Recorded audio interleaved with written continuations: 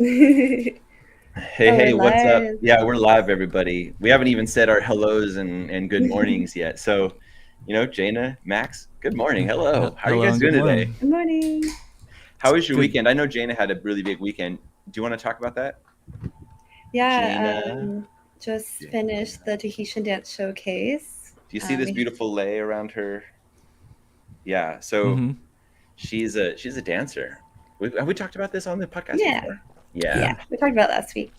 So I have some great videos. I wish I had them prepared so I could show videos on the screen, but Oh, you did maybe so next great. time. Dude, so, Yeah. so so Tahitian dancing, if you're not familiar, and my friend Sam, Sam was on the podcast a few, like a month ago, and he said Tahitian dancing, that's like hula but really fast, right? And I was like, that's kind of right, it's got like a really really high tempo. You guys are doing your things really really quickly. How many people do you think were on the stage? It was a Mm, full packed audience too. Like everybody was yeah, really vibing. maybe Um, 50 on the 50 people stage. on stage. It Yeah. was really, really cool. Yeah, How you did you did find great. this? Like, did you go Um, seeking it, or did it just come across you organically, and you said, "Hey, that'll be cool," or were you it like seeking it was out? a mixture of both. Mm. I was open to it because I was just at the time was dancing around my living room, and then us moving here, you I kind was of open start. to it because I was dancing in my living room. Well, I was dancing around my living room a lot, and I was just like, actually, I would like to connect to a culture, like Yeah. some type Mhm. of culture out here. And then a friend, like the next day, was like, "Hey, I ran into her at this place called Down to Earth, and she's like, "Do you want to come try Tahitian dance with me?" I'm like, Mhm. "Of course, yeah." But you don't have any videos to show. Not I this week. I could pull Mm. them up. I I got think some. maybe we could stitch them together or something. Yeah, we could find a good clip, the highlights. Mm-hmm. Yeah. Yeah. But it's good. Very Thanks But for cool. it's recording. not only the performance, right? Like they're like making their costumes, Mm-hmm. Mm-hmm. We going made out of out, tea leaf right, and Yeah, going and hunting for the fern. like Tom Hanks on materials. Castaway. Yeah. Right. Yeah, you have to go and find your flowers and Mm-hmm. make your lei. Yeah, it's fun. Yeah. That And sounds also pretty fun. you get embedded into this really, And I really still great got my community. wild Mm-hmm. hair. Yeah, that's a part of the costume to like make the hair Embedded, big. Yeah. embedded Yeah. in a sleeper cell of Tahitian dancers. It really is a whole thing. Like there's, of course. Yeah. But like there's there's a lot of great things that come out of that community. And then like just like Mm-hmm. immersion into like this really, like immense culture that is, I think, I'm an outsider, so I can only speak to this as like observation, but like the culture Mm-hmm. of Tahitian, dancing plus just Tahitian, like the way the community works, it's like Mhm, very starting with earth, starting with family, starting with mhm. like soul, and then Mm-hmm. just like branching out into expression and stuff. And so Where I, does the Kahlua pig come in? it comes in your tummy. It goes Because right down. that's what I'm here for. I'm here for the Yeah. Kahlua pig. Yes. Yeah. Yeah, and at one time, not too long ago, they weren't allowed to dance their dance, so they've had to like revive it. They had it. They weren't They were allowed to. doing, mhm, Hmm. yeah, with the French Yeah. colonization. Hmm. Okay. So it was banned, and then actually, the owner of this group, his mom danced for this group in Tahiti. Yeah. That when she was a young girl, she would get like hit for speaking Tahitian or dancing, and Jeez. then she was Did they able make a movie to about that? Yeah. maybe The hi. Flashdance, or what was the movie from the '80s that they made about like the town where you couldn't dance? They're like, you're not Oh allowed to yeah. dance, and he was like Footloose. Yeah. angry dancing in the warehouse. Footloose. Yeah. Footloose. That's what it was. No, but like Footloose. it is Footloose. Yeah, but on like the historical note there, it is, yeah, like the colonizers came Uh huh. in and banned Yeah. speaking their language, dancing their In an effort dances to and suppress things. culture and force Yes. integration. Oh Yeah. yeah, It is totally. a funny thing to go in and be like, you're not allowed to dance. There it's, so there was underground it's dancing rings. silly that that Right. was That's how ever a they thing. kept that culture Dancing was was do it underground. Uh-huh. underground. And Hmm. so then that's kind of a Gangster. neat part of it is like It's rebellion. what they're Uh-huh. teaching me is something that was kept underway, and now they're sharing that with other people, and it's really cool because I'm not Tahitian, but I am Latina, and I didn't really ever get to connect to that side Are of my you? family. Yeah, my You're dad's Latina? Mexican. Oh, Uh-huh. okay. Mexican, Native American, but similarly, the Spanish had colonized that area, and then even my dad's family, like he didn't learn Spanish, I didn't learn Spanish, so I always hear like a lot of my Latin friends who have family that dance around together, and when they're making food together or parties all the time, parties for anything, right? And I'm like, oh, I kind of like wish I had experienced that growing up, but Yeah. Yeah, They are it's fun festive to, people. like, Those bring that. Latinos. Yeah, you are as well, right, Sí. Max? Yeah. Sí. See? Yes. Beautiful. I'm Latino. I'm half Mexican. So how long have you been dancing, Jana, now? Would you say it's like a year and a bit?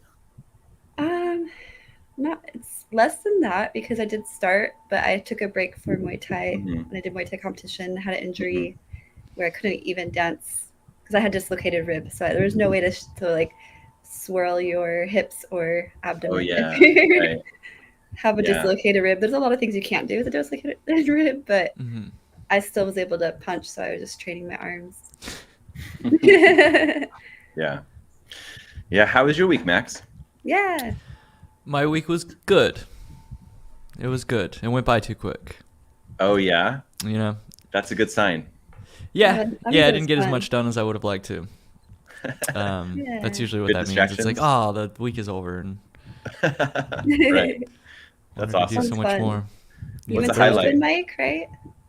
Yeah, I didn't play though. I'm just kind of filling out the vibe because I plan to play next week. Yeah. So I'm just kind Oh, of that's awesome. He played a little show for me when I first logged into the chat. You had He an was open playing. mic? Dang. He I sang me a missed it. song. Yeah, you missed it. serenaded your husband. It was lovely. It was Aw. lovely. It's beautiful. Well, we were talking about voice because like Max has had a vocal journey, and he was saying that recently he's coming into a little bit more of his own space in his register.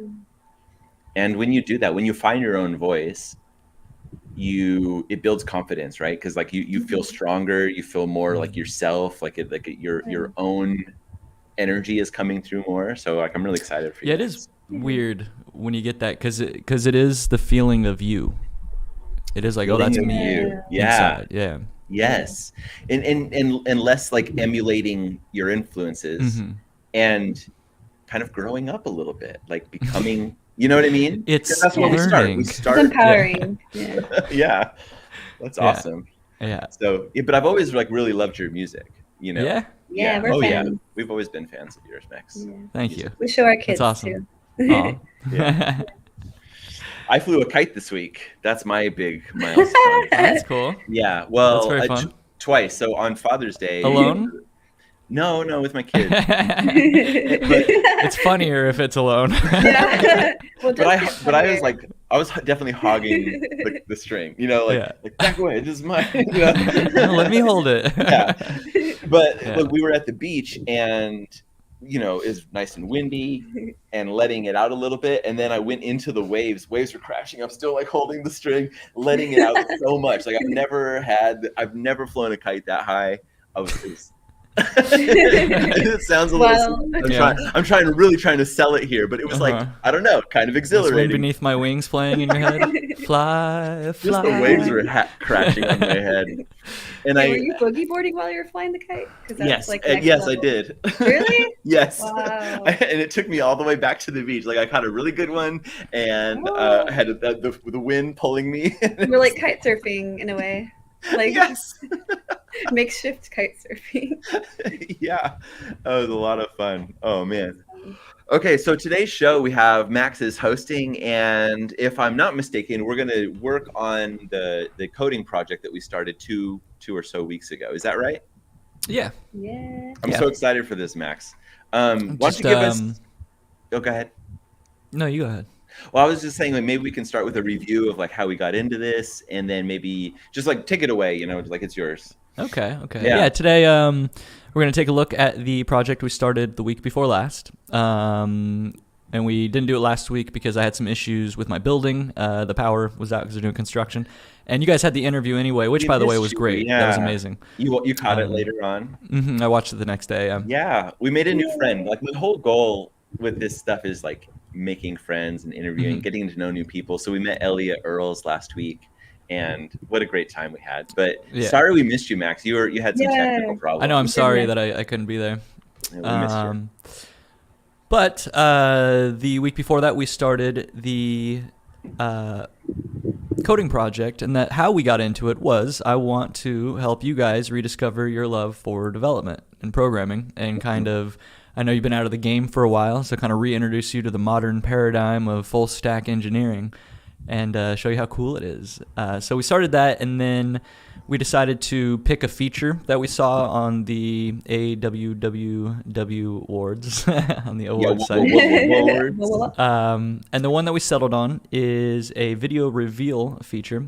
So the first week I went through and just kind of showed setting up the project, the environment, setting up some global state to manage the visibility and control of the player.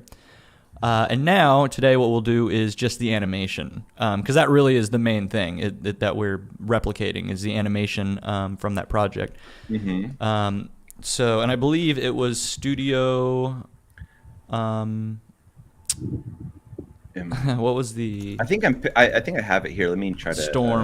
Stormprod.fr. Yeah. Do you want me to share my screen? I'm just doing it anyway. Okay.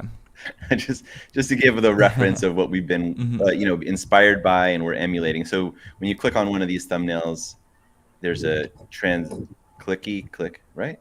Oh, yeah, that's what we're looking at. I will say that I noticed that they do that you're clicking and it's waiting for that video to load before triggering the animation, which is actually kind of bad practice. Like, you kind of want to do optimistic UI updates, so as soon as somebody clicks, you give immediate feedback. This would have been better for the user if it immediately faded in and then showed the video loading, or at least like an image while the video was loading. Because that is one critique I'll give on this implementation here, that there's not that immediate user feedback when it's loading. That's a good call. Like, I thought that I had done something wrong. Exactly. Right? Yeah. You don't want your user to ever feel like they don't know how to do your site, navigate your site. So that's a really good call, Max. All right. I'll stop presenting. So I can present, and we will see how quickly I'm just going to present my entire screen. That'll make it easier. We're going to see just how quickly we can implement this super cool animation. The Kid Super Adventure Squad. Turn that off there. Could you hear the audio coming through? Yeah. I should have my desktop audio streaming. So first things first, I am going to open up my terminal. I use Hyper from Vercel. And we're going to CD into dev. And I believe was it Dev Tips Fun, I believe was the name of the repo. Oh, no, it's Dev Tips Video Reveal. So we're going to go into Dev Tips Video Reveal. One feedback that we've been getting is on like the font size of the screen. Is there a way to just Command ++ to get an obnoxiously large? Yeah, that'd be great. Yeah, we can do that. I'm going to close all of these down. And I'm going to go ahead and just launch it so we can see where we left off last time. So we've got our localhost. And let's see. So where we left off last time is just having a list of videos here. And when you click, we have the global state that is managing the not only the visibility, but the actual mounting of this component. So you can see I click, and then I can it launches it. It got mounted. And we got a little, just a small, simple, responsive interface here with a list of videos. Are we going to use Shy Crush videos for this? What are we looking at here? Well, I think we talked about last time. We're going to build it out and just so it's there, and then I believe during Jana's episode, she's going to introduce us to Kyber, and maybe make some videos, and then we can publish them there for fun, and then publish the whole thing to GitHub. Got it. So people can Thanks for the refresh. Yeah, awesome. Yeah. But for now, before we get into any video production, we're going to focus on the original feature that we were developing. So we're going to come over here, and just to review, I have my modal on the UI state. or on the UI component. And I have some global state, UI state that is just active, managing the active video ID. So hopefully that's big enough. Yeah, that's good. That's a lot better. Thank you. Okay. Let's make this a little bit smaller over here like this. There we go. So what we're doing is if there's an active video, and it'll have an ID, which that's how we know that the video modal is open. Otherwise, if it's null, it's not there. So that's pretty easy. You don't need to manage multiple pieces of state. You just need one that handles which video is playing, and if it's null, then no video is playing. So now we're going to go into our modal component. So we're going to open up our CSS and this. And we're going to go ahead and take a look at this transition one last time. So you can see that the whole thing is sliding up. And it looks like there is a clipping mask as well as the background is moving. So what we're going to do first is do the clip path animation. And as you can see here in the modal, we are grabbing the UI state just from state. If the active video ID is not there, then nothing happens in the use effect, which we're using the use GSAP hook from GSAP instead of the use effect hook, because this has some built-in cleanup functions, and if it detects GSAP code, it will make sure that the timelines are stopped and everything before the component unmounts, and it'll only fire once. You can also scope things. So here in a traditional use effect, you would put some dependencies that cause it to rerun the effect. But in the case of GSAP, you can actually say scope, and you can put a ref here. So I can say like, let's call it, say lref for now. And then you would put dependencies, which would be an array of the dependencies that, let's do modal ref. And what's interesting here is with this modal ref, if you scope this function, you can actually target things just like with div, and it'll only target elements within this modal ref. So if I were to add a ref here, and call it modal ref, and then of course we need to bring in use ref from React, and then of course we need to give it a reference. Whoops. Which would be const mobile ref equals use ref, pass in a null. So what this does now, if you do it this way, I can say, in my animate logic, I can just say, GSAP 2, and I can actually just say div, right?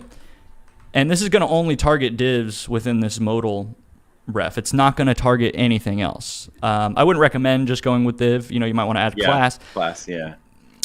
Just a standard one. So here you can see that we're using these SCSS modules, which is pulling in the styles here. But what we do if we want to have multiple classes is actually put an array here. And then, I can say modal, right? Just give it a generic class. And then, of course, we want to join these. When you write it this way, you want to join like standard classes with this generated class, and you just put a space between them here. Yeah. And what this allows you to do is, you can say modal, other class, just general classes that can be targeted from outside of this component with general class names, and then you get the generated class name for the CSS module. So this is specific, and then these are quite generic names, right? But that's fine because you're not really going to be targeting these within this type of programming paradigm. You're not going to really be targeting them from here, right? From like general styles. You're really only ever going to be targeting anything from your modules. So it's okay to have these general classes that are exposed globally. And with this scoping, anything that I put here, so if I say dot modal, any modal on the site is going to be left alone unless it's inside of this component, inside of this ref. So the scoping is very, very cool. So for example, sometimes you want to have, I'm going to go ahead and put this back here. Let's go ahead and get rid of all this. So, sometimes you might want to do like a stagger animation of, like some LI list items. So, let's say you have a UL and you have quite a few different items here. And you just want to target the items in this list and you want them to stagger animate in.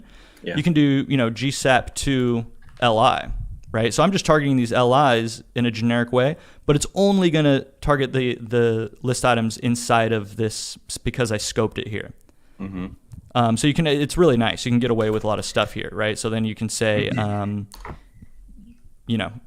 move the X position for 1 second and then stagger all of these. So each one will come 0.1 seconds after the next one. Oh, stagger. Okay. I was like, it's like a for each. Like, well, that's how you used to have to write a loop and then, offset the loop and stuff. But stagger is really nice. Mm-hmm. Yeah, this is built right into GSAP. And there's a lot of really amazing options. Like this is the simple way, but you can actually open this up and have like each, you can stagger it from the center. So for example, I can show you GSAP stagger. You can see how some of these work when it is from the center. Wow, yeah. And you can stagger really any animation here. So you can also do random, so it just randomly does that. You can do center, you can do it from the end, from the edges, right? Look at how cool that is. So you have like a lot of power over how animations get staggered. You could use these little boxes as kind of like the mask that we've been talking about. Like the example has this mask coming up from the bottom, but something like this might work too, right?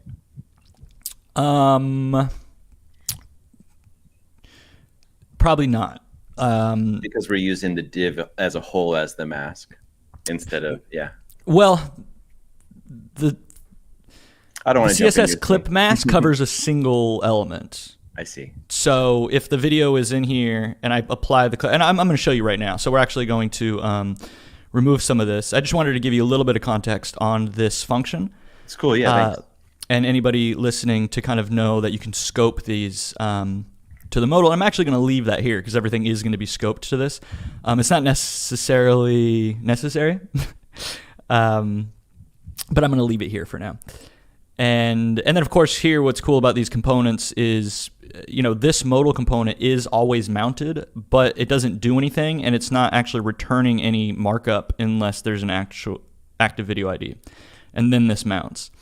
So what we're going to do here first is we're going to remove this, and I'm actually just going to delete that for now. And we're going to go into the CSS. I'm going to show you what clip mask does.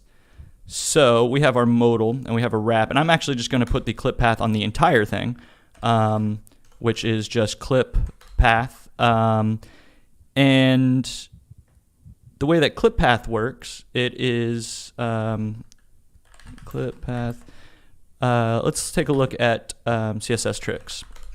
Remember CSS tricks? Oh yeah, Chris Coyer. Mm-hmm. So you can clip pretty much anything. So inset is like a box with the top, right, bottom, and left parameters. But you can also do like super custom polygons, specify a rectangle, a circle. You can also bring in like a specific SVG. So you can have some really interesting shapes and masks and clip paths. But what we're going to do is just do a standard inset. Okay. And our top, we're going to set it to 0, right, 0, bottom, 0, left, 0. However, this one, for now, we're going to actually set it to 50%. Because if I save it, you'll see that it now is masked.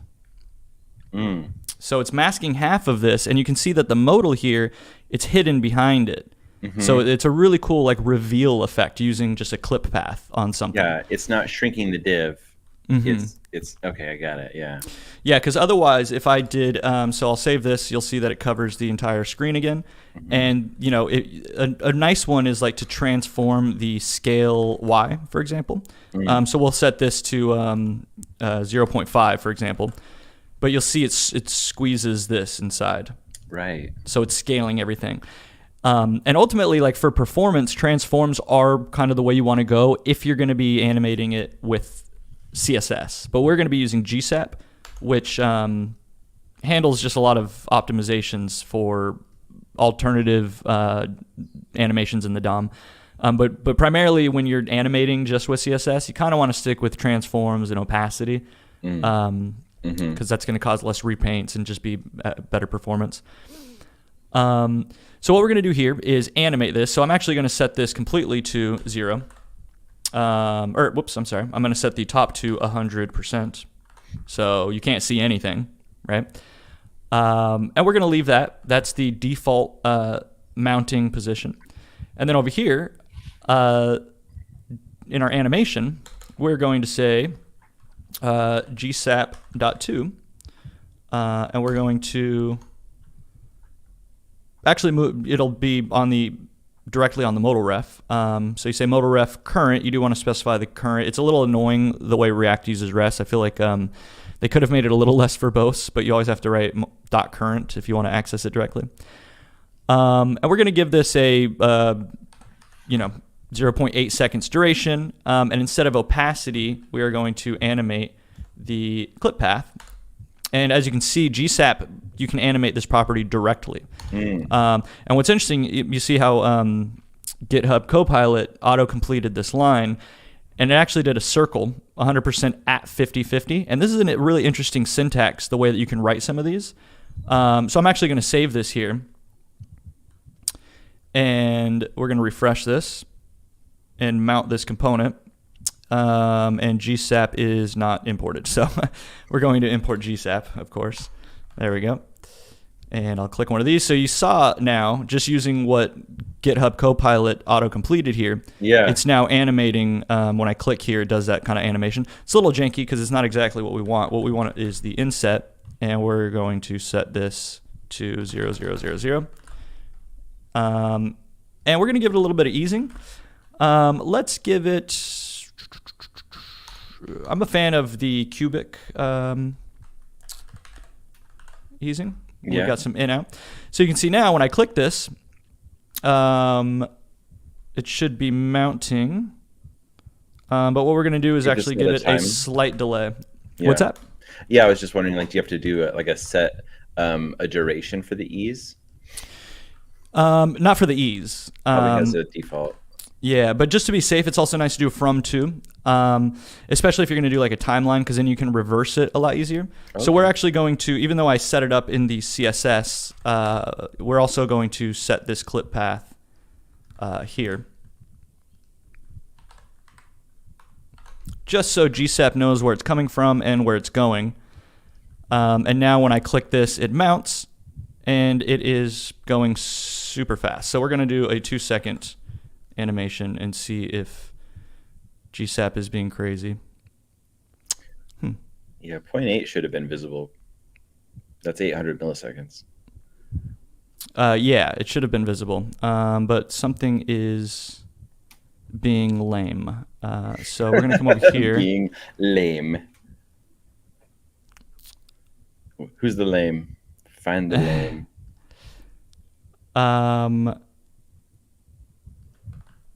From to model ref current. Let me just give this a power for like a power 1. What is power? These are just the easing. So if you go to GSAP easing, you'll see that there is a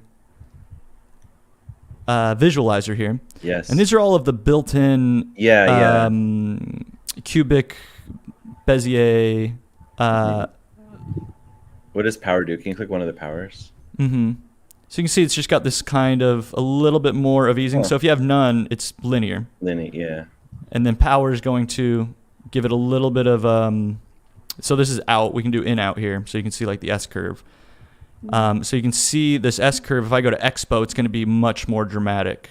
You see that? Yeah. So you're getting that kind of movement. I'm a fan of Circ and Cubic, although it looks like they don't have Cubic here anymore. That's interesting. Do you think that was a problem with the code?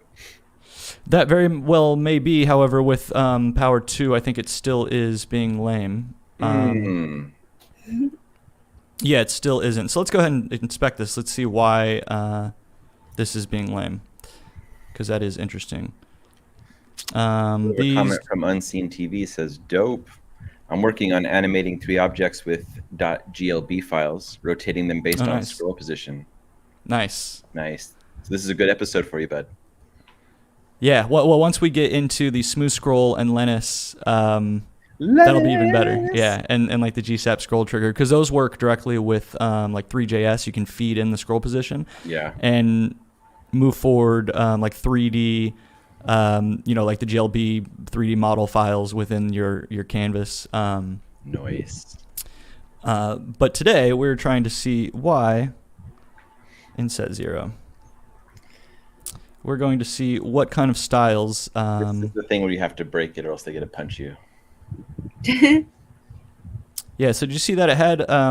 so you know what I'm going to do? I'm going to come over here because it looks like possibly GSAP is being lame. But it's also, I believe, the syntax. Do you have a rogue comma somewhere? It probably, yeah. But I do want to reference some syntax that I have here because I do believe... Because you have commas on the last of those. Oh, that's fine. I have an auto formatter, so it automatically formats the code on save. So I just want to see what my syntax was from before, because I believe I might just be writing it wrong for GSAP.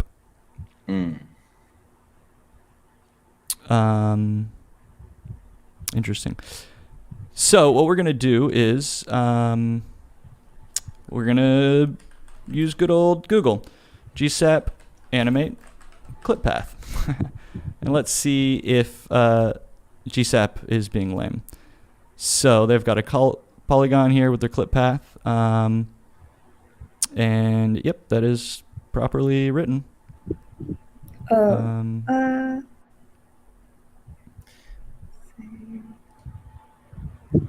And we are going from...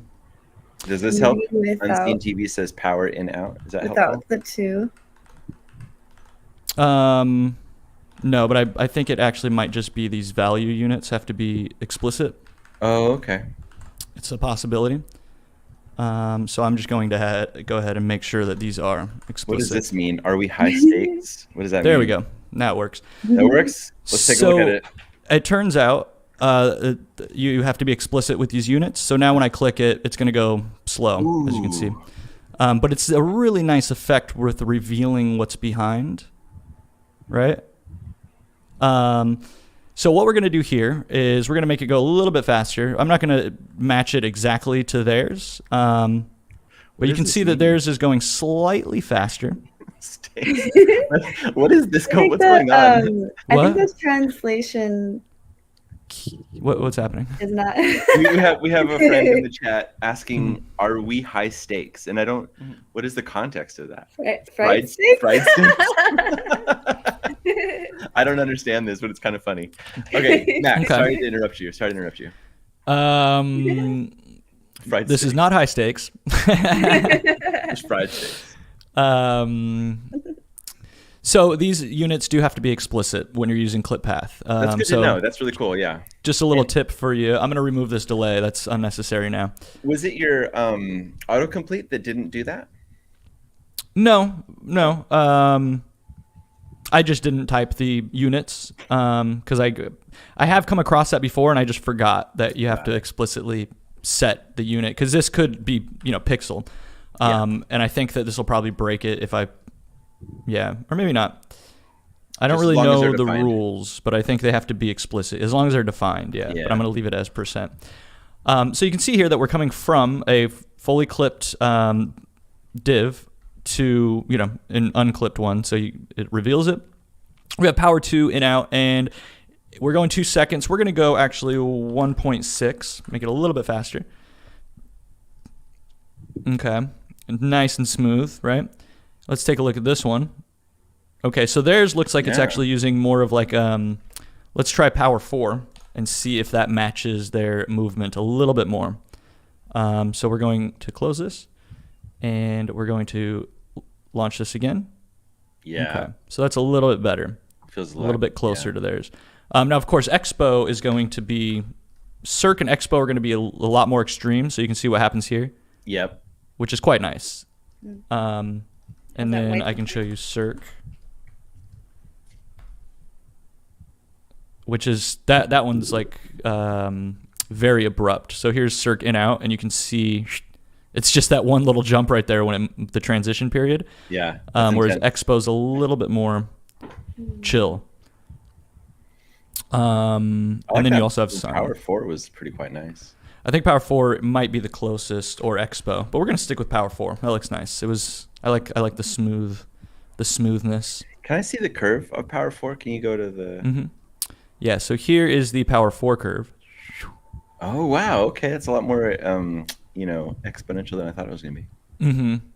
Cool. Yeah. And how cool is GSAP and their docs? Like, you can come here and test these out. You can also do custom ones. One of my favorite is Bounce. Bounce is very fun. It has a fun reversal right there. Yeah. So like, I'm going to go ahead and just add this here so you can see how it affects. It's better on like individual elements, but you can see how it affects like a transition. It's just, but it's a little janky. I can see how it'd be better at individual elements, like you said, because then you'd be able to track that thing moving. That's really cool. Yeah, and you can emulate physics with the bounce, which is nice with individual elements. The other one that I really love is back. So back out is really nice. If something's coming into the screen, it'll kind of bounce. So this one's a little different. You do have to specify the power. So I'm actually going to show you what that looks like. So you can say like 1.8. Obviously the higher you go, the more dramatic the effect is going to be. Yeah. But right now we're going to use this ease back here, and you can see that it doesn't really do much there. We're going to do it on out. But again, because this one would work well for an object as well, so you can see it going. Yeah, it's not good for transitions. It's good for like I'm pretty sure I have, like, if I go here, you can see that actually has that effect, and so do these letters slightly. The letters are slow, but they come up and slowly come back into position. Yeah.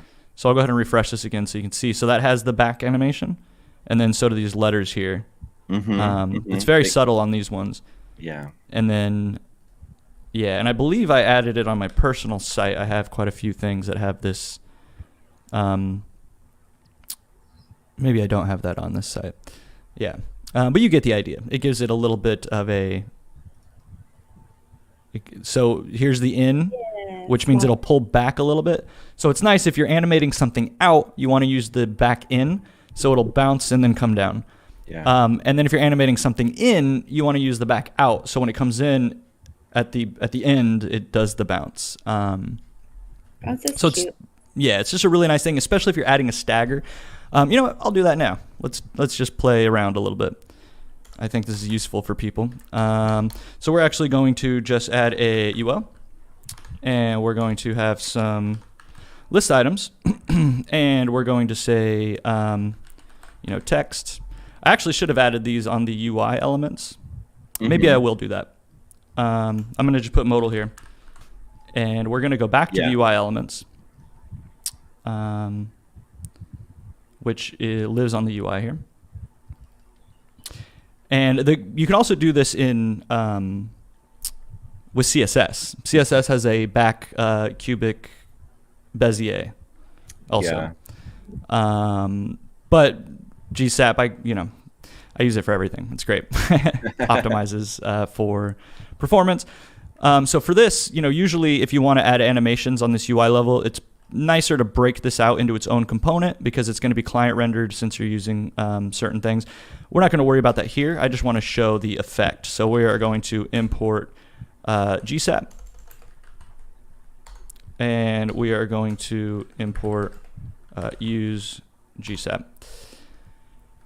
And we are going to just stagger these elements here. So as you can see, I have a nav with some li elements. Okay, so we're also going to use ref, import use ref from React, and we're going to assign a ref to the nav. So ref equals, we're just going to call it nav ref for now. And here we are going to say const nav ref equals, so now we have a ref where I can reference this. And of course, since we're using these types of like React hooks and everything, you do have to say use client, which is annoying. Hopefully they fix that where it just automatically adds it if it detects. It seems a bit verbose to like force you to do this when it already knows you need it because you're using these. So it would be nice if you just don't have to type these. But we'll see if they fix that in the future in Next.js.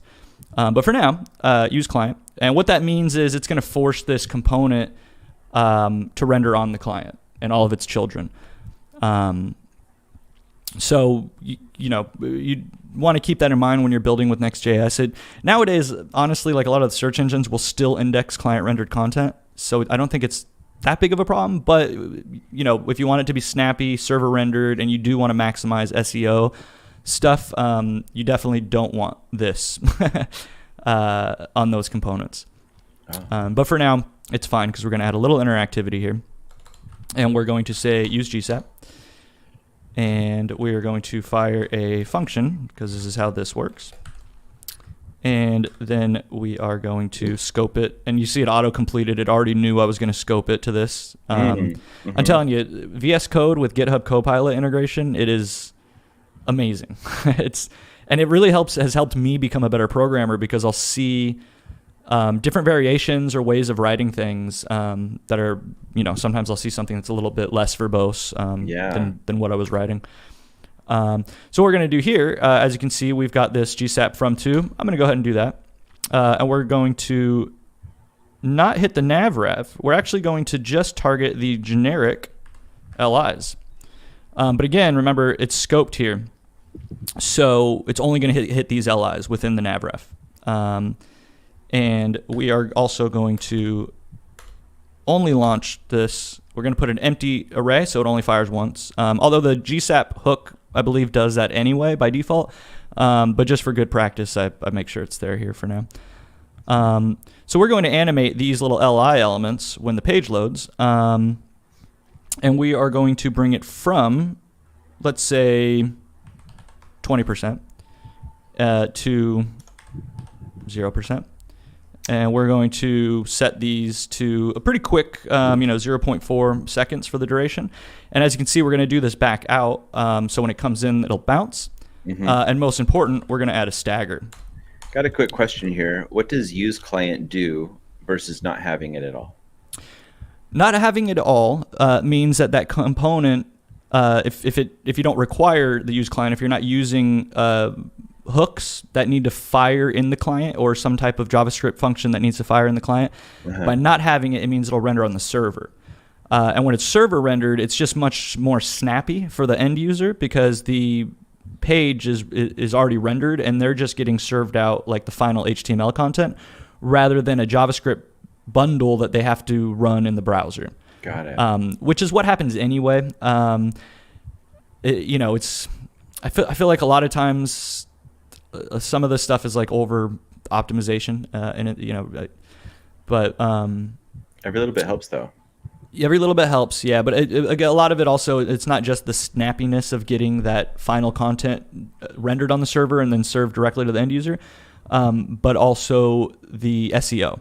Because when the bots are scraping, you can be sure that they're going to be able to scrape server side like static, pages rather because if it's rendered in the client, it gets rendered after the client takes over. And in the past, SEO was not effective in that area. However, correct me if I'm wrong, anybody in the chat, I believe it's not as big of an issue anymore. I'm pretty sure Google's bots will scrape client rendered content. Right. So, yeah. And Unseen TV was asking about that. So the use client, you do have to use it. So you can see if I remove it, we're going to get an error. because I'm using hooks that need to run in the client. So I'm going to put it back. Yeah. But again, hopefully in the future, anybody working on at Vercel, if anybody's listening, if you can detect that it needs the use client, then don't make us put it there, please. Just do it. Just add it. It's a little, it's a little bit annoying. And this is a new thing based on their new app routing. They used to have a pages router. Now there's like a new app router. Awesome Pan says, I'll correct you if you're wrong. So now you can see that we are, toggling these in. I'm also going to set an auto alpha. Auto alpha is very similar to opacity, but better because it's not just opacity, it's also visibility. And it allows you to animate visibility and not just opacity. So you can see here that these are loading in like that now. And we're getting a little bit of a bounce there. What we're going to do is make this go a little bit longer. We're going to stagger them a little slower, and we're going to put a big bounce on this. We're going to say 3. Big bounce. Yeah, give me that big stagger bounce. And we're going to put this at like 50%, right? To really, really make the thing extreme. So you saw how they came in a little bit. I'm going to zoom in so you can see it again. Yeah. You can see how they fall back into place. Mm-hmm. So they overshoot the endpoint ever so slightly and then come back. Even though you cranked up all those numbers, it's still a little subtle. It's very subtle, yeah.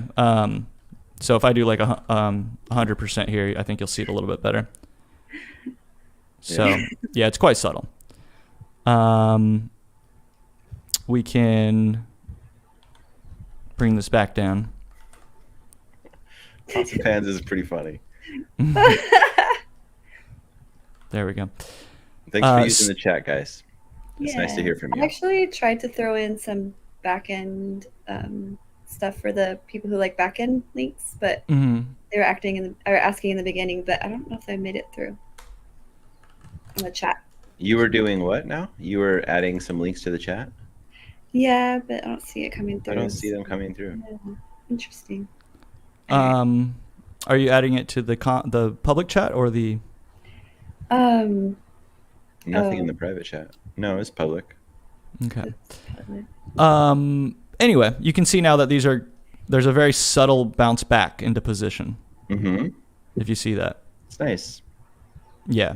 It is those little details. It is subtle. So if I remove that completely, and just give it like a standard one, you'll see the difference where you see that abrupt stop at the final resting point. Mm-hmm. You see that? Yeah. Now watch how much nicer it is now with this back out. It's a little bit more organic. Yeah. You see that? Feels good. Mm-hmm. So that was a little bit of a detour. We got a little sidetracked because we were talking about this back out easing function, and I just wanted to give a nice example of where that is useful. And like we said, it is subtle, and you can make it less subtle, but subtlety is the secret, right? The devil's in the details. And with something like that, most users won't actually know what's happening there.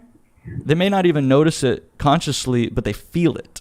Mm-hmm. That's right. The majority of like product development and UI, UX stuff, it's all about like the feeling. Mm-hmm. And these little things add up to a lot over time. That's right. In an interface and in a user's experience. So we're going to close this. Parts of it is what makes it feel good, especially when it's on smaller elements, because you don't want to be overwhelmed by like a lot of stimulus and everything going on, and then just save like the big impacts for the larger highlighted thing. Exactly. Hey, get over here. Max. No barking. Vieni qua. Vieni. Sorry, my dog is hearing noises and barking. He thinks he's a tough guy. Vieni qua. Come over here. Come say hi to everybody. Come on. Max. So let's go back to the modal. And as you can see, we've already got the wiping in here, right? Ooh. Okay. And what we're going to do is we're going to add a close button, and we're going to change this into a timeline. Okay. So I'm just going to say const tl equals use ref, and we're going to actually set this to a GSAP timeline. and we're going to just let it play because we do want it to play when this mounts. So I'm going to change this to a TL dot current. Okay. So now,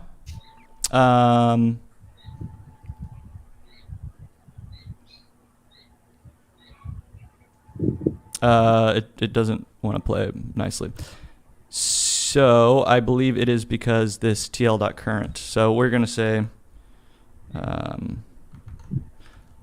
actually, it should be fine. I believe. I think you had one R in current, but it's there fixed. it is. Yeah. Or there you go. There we go. Good call. Good eyes. Well, I'm a professional coder, you know. Good so. eye. So now we have a timeline. And what this allows us to do is actually reverse this. So we're going to go ahead and add a close button.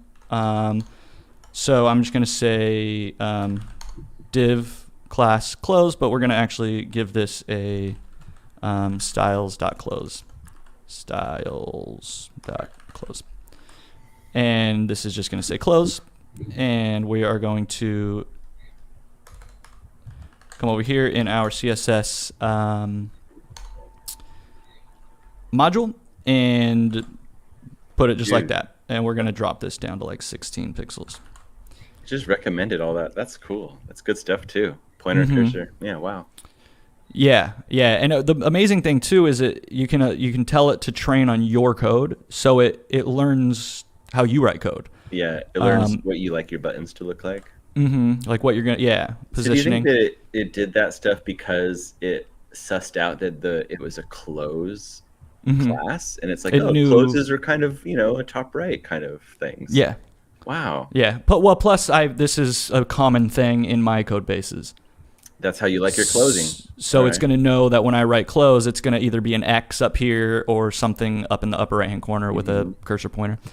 Now, of course, if you could do this as an A, you can do it as a button. If you do it as anything otherwise, you do want to say role. You always want to set the role to button, and you always have to set the ARIA label. Whether it's a button, link, or whatever, you always want to set the label. And this is just for accessibility. Close me. There we go. And now what we're going to do is give it an on-click event. And we're just going to fire this on-click directly here. And we are going to say tl.current.reverse. Okay. So now this is going to reverse the animation. As you saw, it just closed. We're going to set it -1 to make sure that it's always coming from the last frame. So you can see now I can launch it and I can close it. Oh, actually, we don't want that because it should be coming from the last frame already. So again, I can launch it and I can close it. Okay. Now you can see that close is not great, but that's because we have this back. So we are going to put this back to power 4 in out. There we go. So now it's going to feel much better. So you can see that. And then closing it, it has a more immediate response time because of that easing. And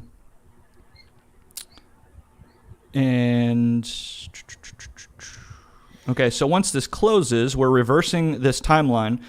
But what we want to do is make sure that this video ID, when it closes, gets destroyed. Okay, so what we're going to do is in the timeline, you have a lot of very cool stuff that you can do within the GSAP timeline or within each individual animation. But we're going to say on reverse complete. Okay, so what that means is when it's playing in reverse and it completes, we are going to fire a function here. And that function is going to say set UI state. And we are going to void out that active video ID. So you see I have my set UI state imported from state. And at the end of this reverse complete, we are going to set this to null. And we are getting an error here. And it looks like it's expecting a comma somewhere.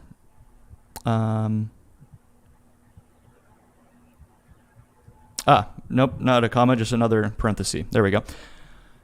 So now you can see that when I open the modal, okay, great. We assign a video ID. And then when I close it, now there is no video ID. And then I can click on another video to assign it. Active video ID, active video ID, active video ID. Okay. And this gets removed. And then on reverse complete of this timeline, we are going to null that out. I'm going to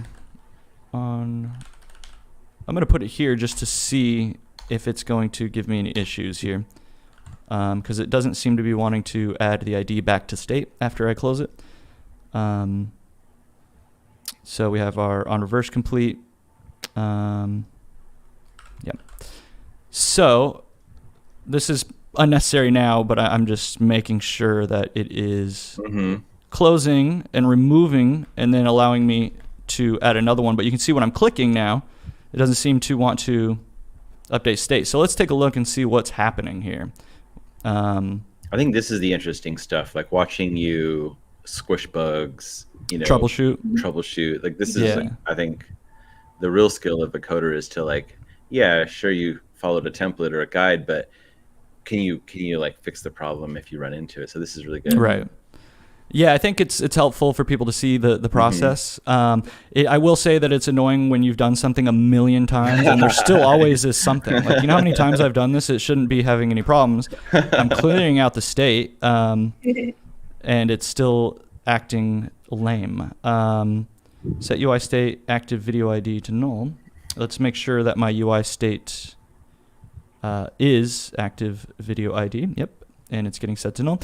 So what we want to do now is just make sure in our list of items, you see that I'm setting active video IDs here,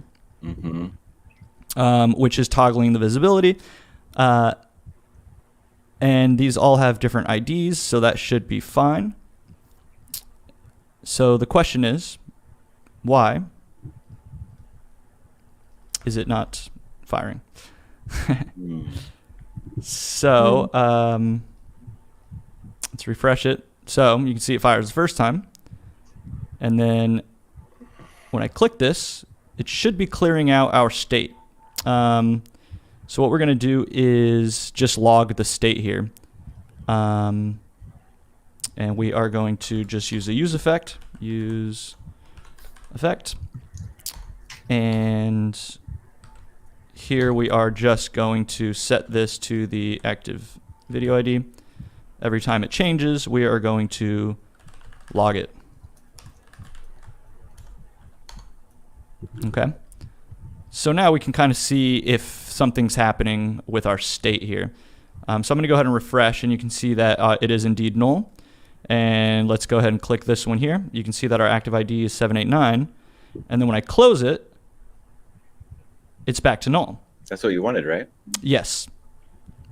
When I click it, I am getting this.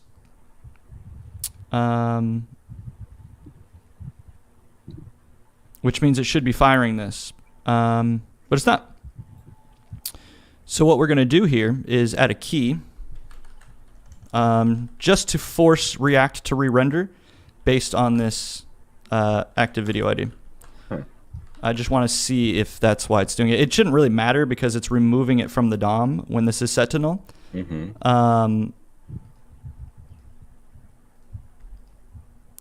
But yeah, this is very odd. So now I can close it. You see that it gets set to null, and then I can launch it again, and it is not playing the animation, of course.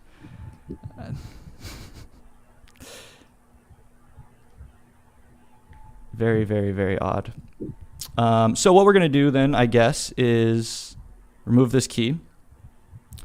It should be re-rendering every time this changes. However, let's see if maybe it's the use GSAP thing. Let's see if that's causing any issues. We're going to change this to a use effect. And we are not going to scope it. We are just going to add the active ID at the end here. The best way to troubleshoot is to simplify. So we're just removing some, other variables from the equation to see what could be causing this bug. It could be the use GSAP hook for some reason. So we can close it and then click it again, and it is not launching. Very strange. Suggestion here from Unseen TV is to change the animation back to the original one. I'm not sure if that helps. That makes sense? Change the animation. Well, this is from to, so anytime this re-renders, it's going to from this position to this position. Okay. So that shouldn't have too much to do with it. I'm going to remove this and make sure that my timeline. There's another weird thing with where you're specifying this timeline. So what I'm going to do, actually, I have a feeling it might be that. I am going to remove this, and we're actually going to set that to null. And we're going to set this timeline here. Set a new timeline here every time that changes. Yeah. And we're going to go ahead and actually put that there. And we're going to say tl.current equals GSAP timeline. Okay. So now we're going to see if this fixes the issue. So we launch it, we close it, click it. Now it's fixed. So the issue is scoping. Well, it's actually in the use ref. It's really weird, but React and their use refs are kind of, some things you can define like I did here before the component renders, and sometimes you have to wait until it does to put this into your ref. I don't even know really it seems almost like a random pattern. So I guess just to be safe, if you're going to do animations or stuff, don't do it before the component mounts. Do it inside of your effect. And I'm going to put this back to use GSAP and verify that it is still working. Yeah. Oops. And as you can see, we can close it and click it, and now it's working beautifully. Lovely. The chat's excited to see this. Unseen TV says, new timeline. Got it. And then Pots and Pan says, he said, put everything to null. Yeah, set it all to null, and that should fix everything. So we're going to remove our console log. And as you can see, we have a really cool reveal effect with a timeline that can be reversed. Now, there's a couple other cool things. Sometimes you want this to close when something else happens, like when the page changes, just different criteria.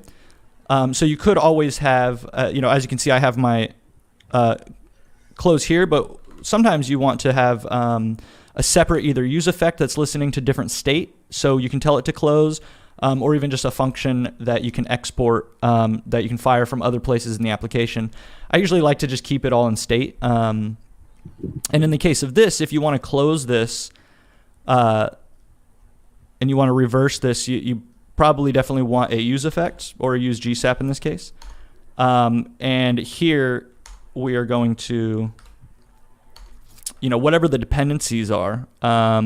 So you could have state that says close all, right? Mm-hmm. That's something that I often have. I'll have like a function to close all that will just reset any kind of modals or anything.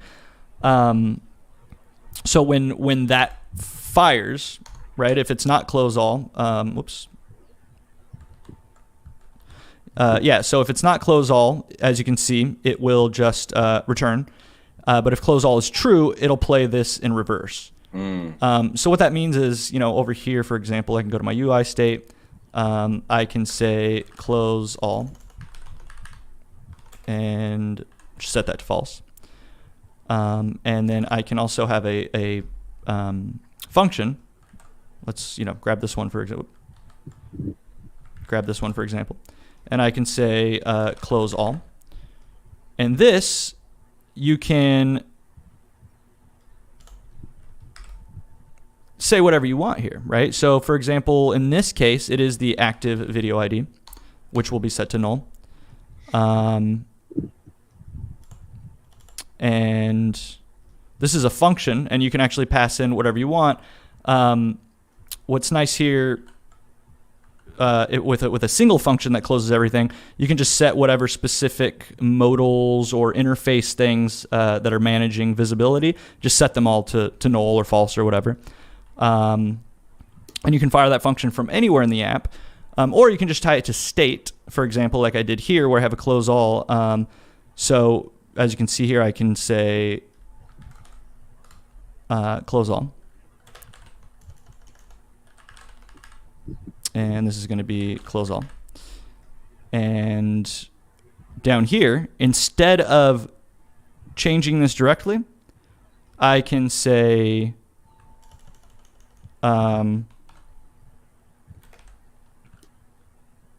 set UI state. And here I can say close all to true. Close all is set to true.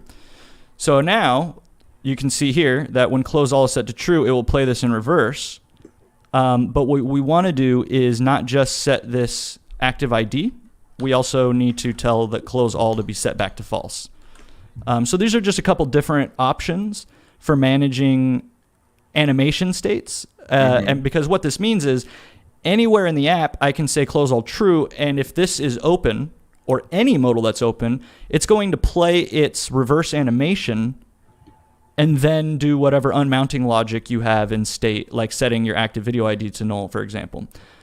And that's really, really useful for like pop state, or if you're, if instead of a modal for videos, let's say this is like your global navigation system, like your menu. And when you click on a link, you're going to want the page to change in the background, but you're going to want this animation to play. You're not going to want the component to just unmount. So you do want to manage your exiting animations with state. And this is how I do it. One of the ways. There's a million ways. Yeah. But this is one of the ways you can do it. And another way is you can just have a function also that you can fire from other places that is going to set pretty much, any of your close alls, this kind of stuff. Set close all to true. This is awesome. So we did have a question about how do we load videos? Are we getting into that section here? How we load videos? Are we using Media Element JS or standard HTML5 or React? Yeah, I prefer Vimeo. Another one that I think I'm actually going to be moving to is Mux. Mux. Mux is like the low-level Vimeo functions, right? Because Vimeo has also like a lot of YouTube features, which I don't use. I really only use it for just video hosting and serving out like the proper video codec and the proper sizes to different devices and based on your bandwidth. Vimeo does all of that, but so does Mux. And as you can see, Vimeo uses Mux in the background. Oh, interesting. And so does Patreon, Vercel. So this is like the lower level thing. So me personally, I'll be switching from Vimeo to Mux. But as you can see, they're marketed as the internet's video API. That's cool. I didn't know about this. Yeah, Mux is amazing. If you're hosting, the pricing is really great. It's free. You can pay as you go. And then if you start getting traffic, that's a problem that pays for itself. It's $10 a month, right? So yeah, they have some really nice pricing. It's very affordable. It's like cheaper than Vimeo, actually. Do you like the design of this website, by the way? It's like brutalist, neo-brutalism. It's fine. Yeah, I like it. It's cute. Okay. I think it fits this. It's definitely a bit played out, Do you think neo-brutalism has had its time in the stage, now it's over? I don't think any design falls in that category, but I think that's a hard question, because I think unique or novel applications of that design pattern can never die. Good is good forever. Good is good. You know what I'm saying? Yeah. I hear you. But there is a bit of like a crutch where people are like, they want the mono fonts and like these kind of. That is a nice one, though. This is a nice one. Yeah, this is actually a particularly nice one. yeah, I don't know. I just see it everywhere. It's nice. It's better than. It's more hip and it's better taste than like some corporate cheap looking WordPress theme style thing. You know what I mean? So I think it's kind of low hanging fruit to show that you have better taste than generic stuff. What do you think about this? My eye is drawn up to the sign up button. I can't tell if that's a good or a bad thing because like that button is touching everything. It looks broken. Yeah, but you'll notice it's intentional because they do this filling in cover. Of the edges. But also like I started that by saying my eye is drawn to that. So like it is effective, right? Like this is the thing you want. You want your primary. Maybe because as a designer, you're like, that looks broken and it looks like. Well, there was a lot of like I was like, man, oh wow, yeah, it was peaking on my register because it looked a little crowded or something. But that's the vibe. There's no spacing here, right? But when you see it in a block, it makes sense.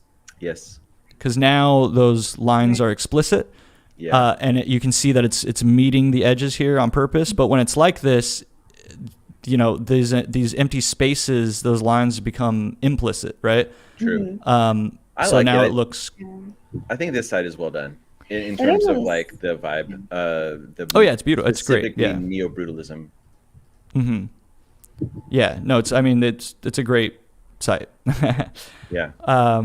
And a great product. Cool. So when it comes to the embedding of videos, I personally will be moving to Mux to host my stuff. Up until now, though, I've been using Vimeo. And what we can do is show how to use Vimeo you don't take part in the Vimeo community because that's like kind of like where their, I guess, unique value is that they have the player, but also like people can leave comments and you can share and blah, blah, blah. Yeah. I feel like if you're going to engage that way, I mean, Vimeo's fine, but you kind of have to go to YouTube if you want. That's their, All right. You know what I mean? Yes. So Unseen TV was asking about 3 terabytes of Vimeo, of video streaming. I don't know what that's going to cost. Here, that is a lot. That is quite a lot. Yeah, I can't imagine. Go to YouTube, bro. 3 terabytes. I guess it depends on what you're streaming and how much traffic you're having. If you're streaming videos that are a gig or under, but you have enough people looking where you're eating up 3 terabytes per month. I'm hoping that actually is a problem that pays for itself. Yeah, right. Because that traffic that's causing that 3 terabyte consumption, you should be able to parlay that into some kind of paying customers. I would hope. And we were talking about what we'll be using for streaming. This also does like live simulcasting, which ultimately probably is cheaper. Like if we were going to build our own version of StreamYard or Riverside, we would use Mux in the background. Right. And it might be fun because we were talking about trying a different thing. We could also just build our own live streaming platform for ourselves with Mux. The possibilities are pretty endless there. Unseen TV says, oops. Videos are 4 gig a video.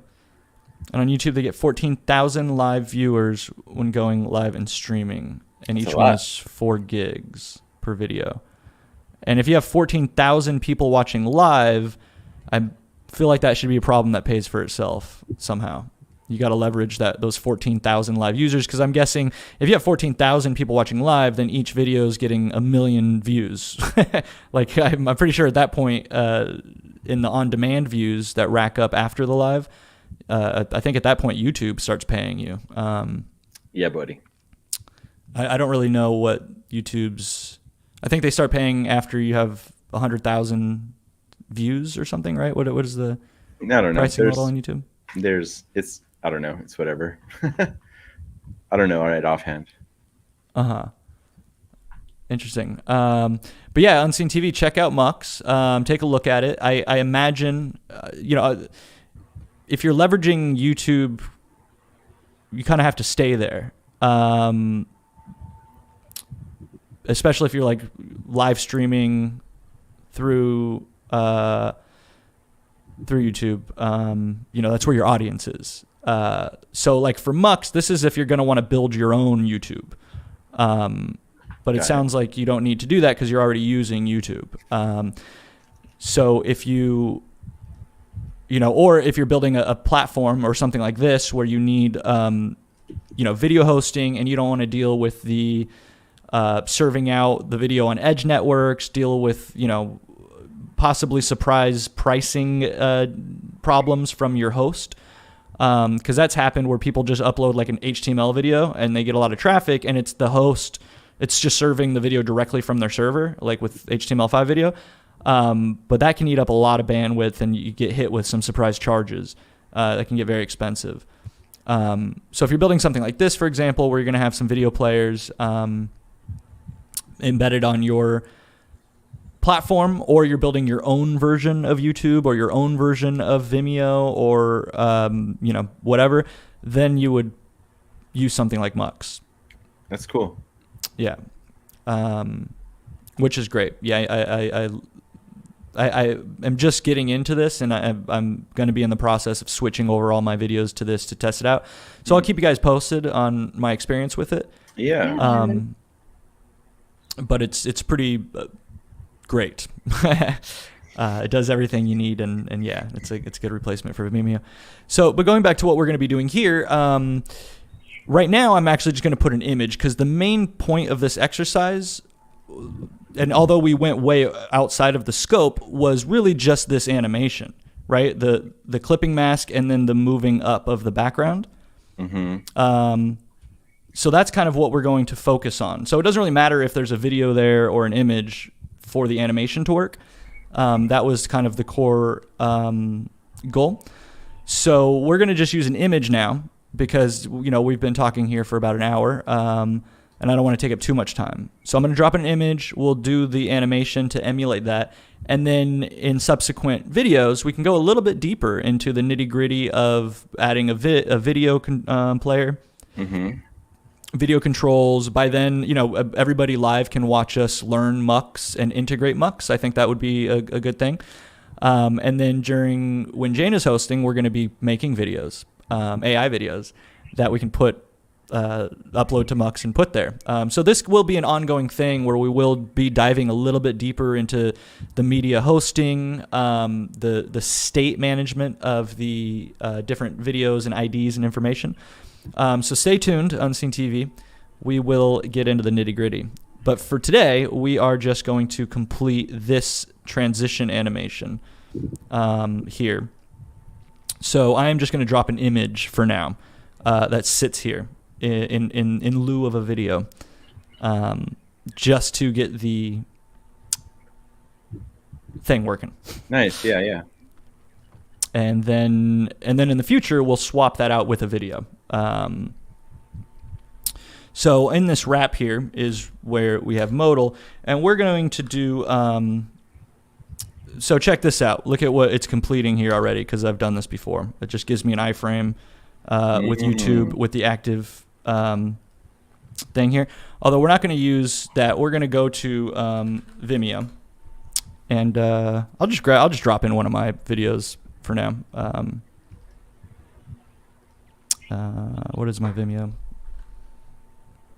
You know what? Let me grab it from my other project. I don't know why I'm signed out of Vimeo, but I'll have to find my login information.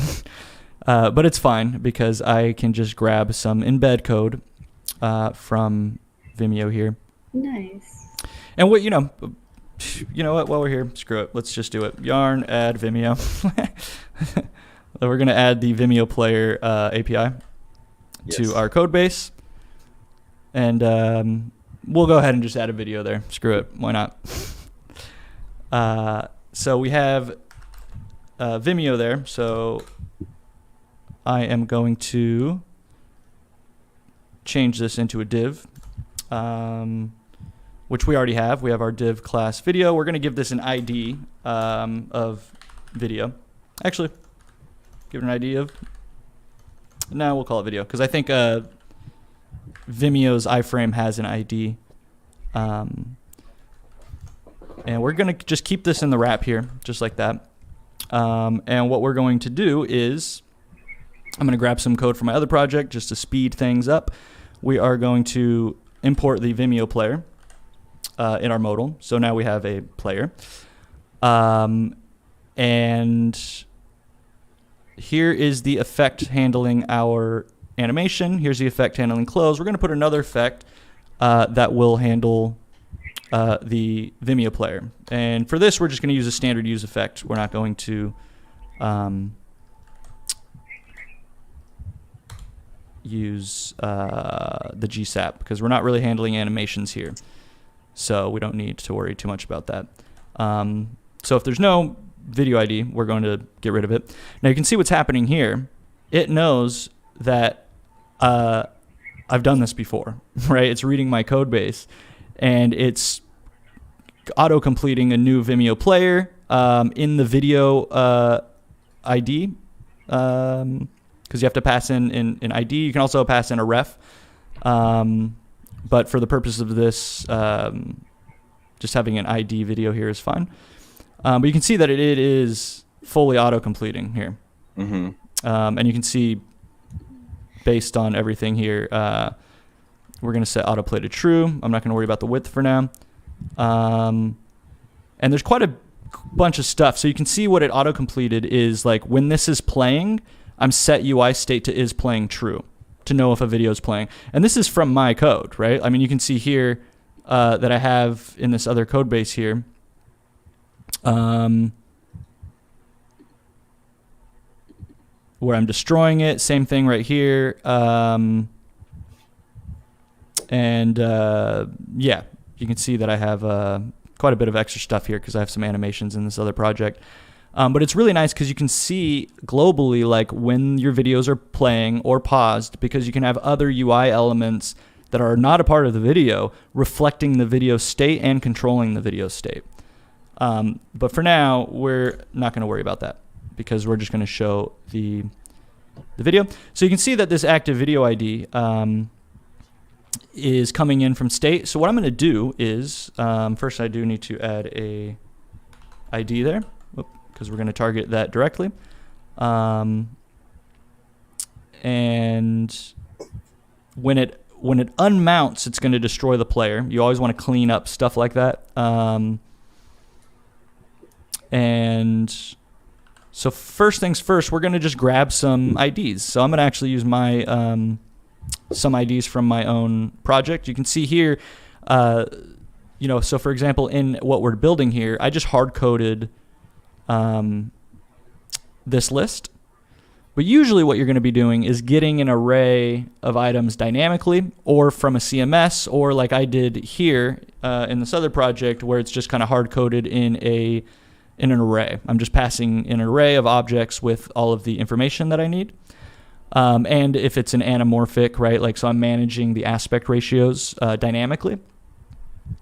But we're not going to worry about that too much here. What we're going to do is go to where we are firing our IDs, and I'm just going to grab some of my IDs here. So we're going to set active video ID to this one here. Grab another active video ID here. And grab this one. And I believe I have one other one, which I can grab this one here. So you can see how I'm managing this. You just need the ID from Vimeo. So when any of these get clicked, this is the ID that's going to be living in state, which means it's going to create a new player with that video ID. So let's see if we broke anything. Let's come back over here.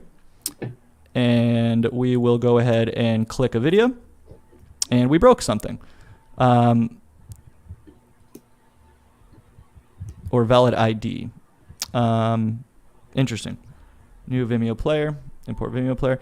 So what I'm going to do is, I guess I will just make this a ref. So we're going to say video ref. We are going to set this video player instead of to this ID. We are going to say video ref dot current. And down here, instead of an ID, we're just going to give it a ref. Ref of video ref. Oh, and this is typed wrong. You actually want to do it like that. So now our video has a ref. It's inside of a wrap that's keeping it centered. And let's see if we broke anything. Nope. Okay, so now you can see we've got a video. And you can see that it gets wiped on. But we're going to want to play around with some of these aspect ratios. So let's go ahead and come over here. In our wrap, we have a margin auto. Let's set this width to 100%. And I'm going to want to target my video. What's that? Oh, nothing. I was just thinking. So margin. Okay. Yeah, margin auto, when you have a flex parent, is going to center this child. Yeah. You don't need to say like justify content center and align content center. You can just say margin auto, and it's just going to lock it to the center. So you'll see here that I have a class of video here. So I am going to just target that directly. And we're just going to give that a width of 100%. Width of 100%. And we're going to give this an aspect ratio of 16:9. Okay. So you can see here that we're not getting quite what we want. That's because we need to also target this iframe. And we're going to set this width to 100%. And the height to 100%. There we go. And now it's filling up the entire screen here, as you can see. Nice. Right? So no matter how big it gets, we can fill up the screen here. For videos and stuff, like you can set like an overflow scroll if you're going to have some other items. So for this close button, what I'm going to do is actually set this to fixed. Fixed. And we're going to give this a Z index. We're going to put this on top of the video. So I can see this close button and I can still click it. But look how pretty it is when you get that kind of reveal, right? And then when you click it, it just wipes it away. Nice. It's really nice. Very, very pretty. Now, the only thing left to do is the kind of slight animation where the video is also kind of moving in the background. So you can see on the other project, on Storm Prod, when they click, I guess the reason they're waiting for the video to load is so you can see it as this moves in. It's because nice you'll notice here, you'll notice here that if you're waiting for the video to load, but you get that immediate action, you don't get that movement because there's nothing to move. There's no visual stuff. Though, like, what do you think is better to? I think it's better an empty frame or make the user think they did something wrong just so that you can have a nice wipe. I think it's better to give instant feedback like this, but instead of having the video have an image there. So you get that visual. Like a poster or a thumbnail. Yeah. So here, if you click, it could have an image and then load the video. So you're still getting that the visual movement. What if you had some type of spinner or indicator before the wipe? So like you'd click, there'd be like a little dot. That would be great too. And then the wipe when it's ready. That would be great if maybe this video showed some kind of loading indicator. Yeah. Currently what they do here is the mouse. You'll notice that my mouse icon changes to loading. But I don't think that that's enough. I didn't notice that. Because people don't notice it. Exactly. Yeah. And as long as you're hovering over this thing, you're still getting the pointer because it's a button. So you're not seeing that loading thing. Yeah. But even if I come down here, they still seem to load pretty quickly. It doesn't seem like it's that big of a deal, but I also have gigabyte per second download speeds. So, you saw the loading bar on your computer because your internet is not as cool and fast as mine. But I imagine that that's going to be a problem for a lot of people that aren't on fast internet speeds. So if I were to be a consultant on this project, I would have said, use an image so you get that effect, and then once it loads in, then you can load and play the video. So there's always immediate feedback for the user. There's always that visual effect. That's the best way to go about it. Yeah, nice. It looks really good, dude. So here you can see we've got our mask reveal of a video that auto plays. Swapping this out with an image and then waiting for the video to be ready to fade out the image and play, that is something that we can do. So, for example, we'll probably do that in the next time, because our main goal was just this animation. So let's go ahead and finish that and just slide this up a little bit. So what we're going to do here is we're just going to animate the transform of this, and we're going to translate the Y by maybe, I don't know, 50%. Okay. Maybe that's too much. Let's go 20. And over here, when we're animating this modal, we're going to set that Y to 0.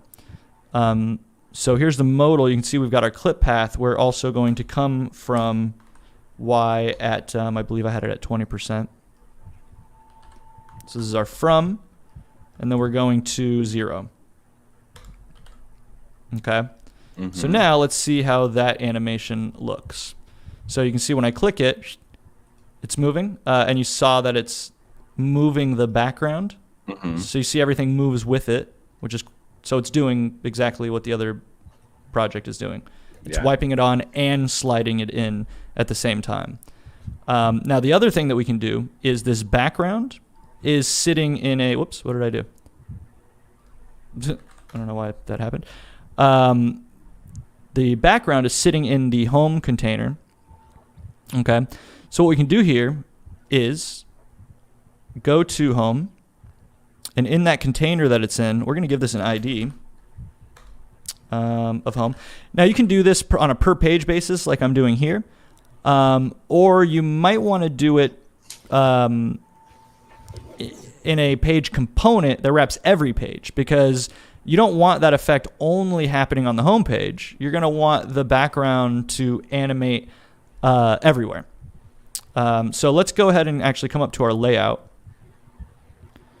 And you can see we have our children here, and then our UI sitting on top of it, and our modal is on that layer.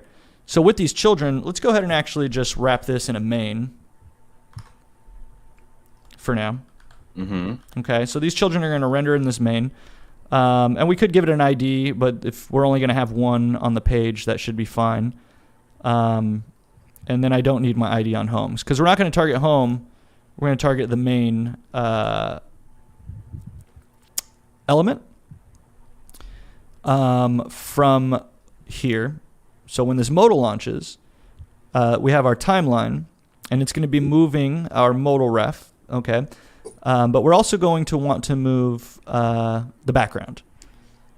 So we are going to add that to the timeline before this. So we have our from to, and then we're going to chain that here. And this is going to have a comma.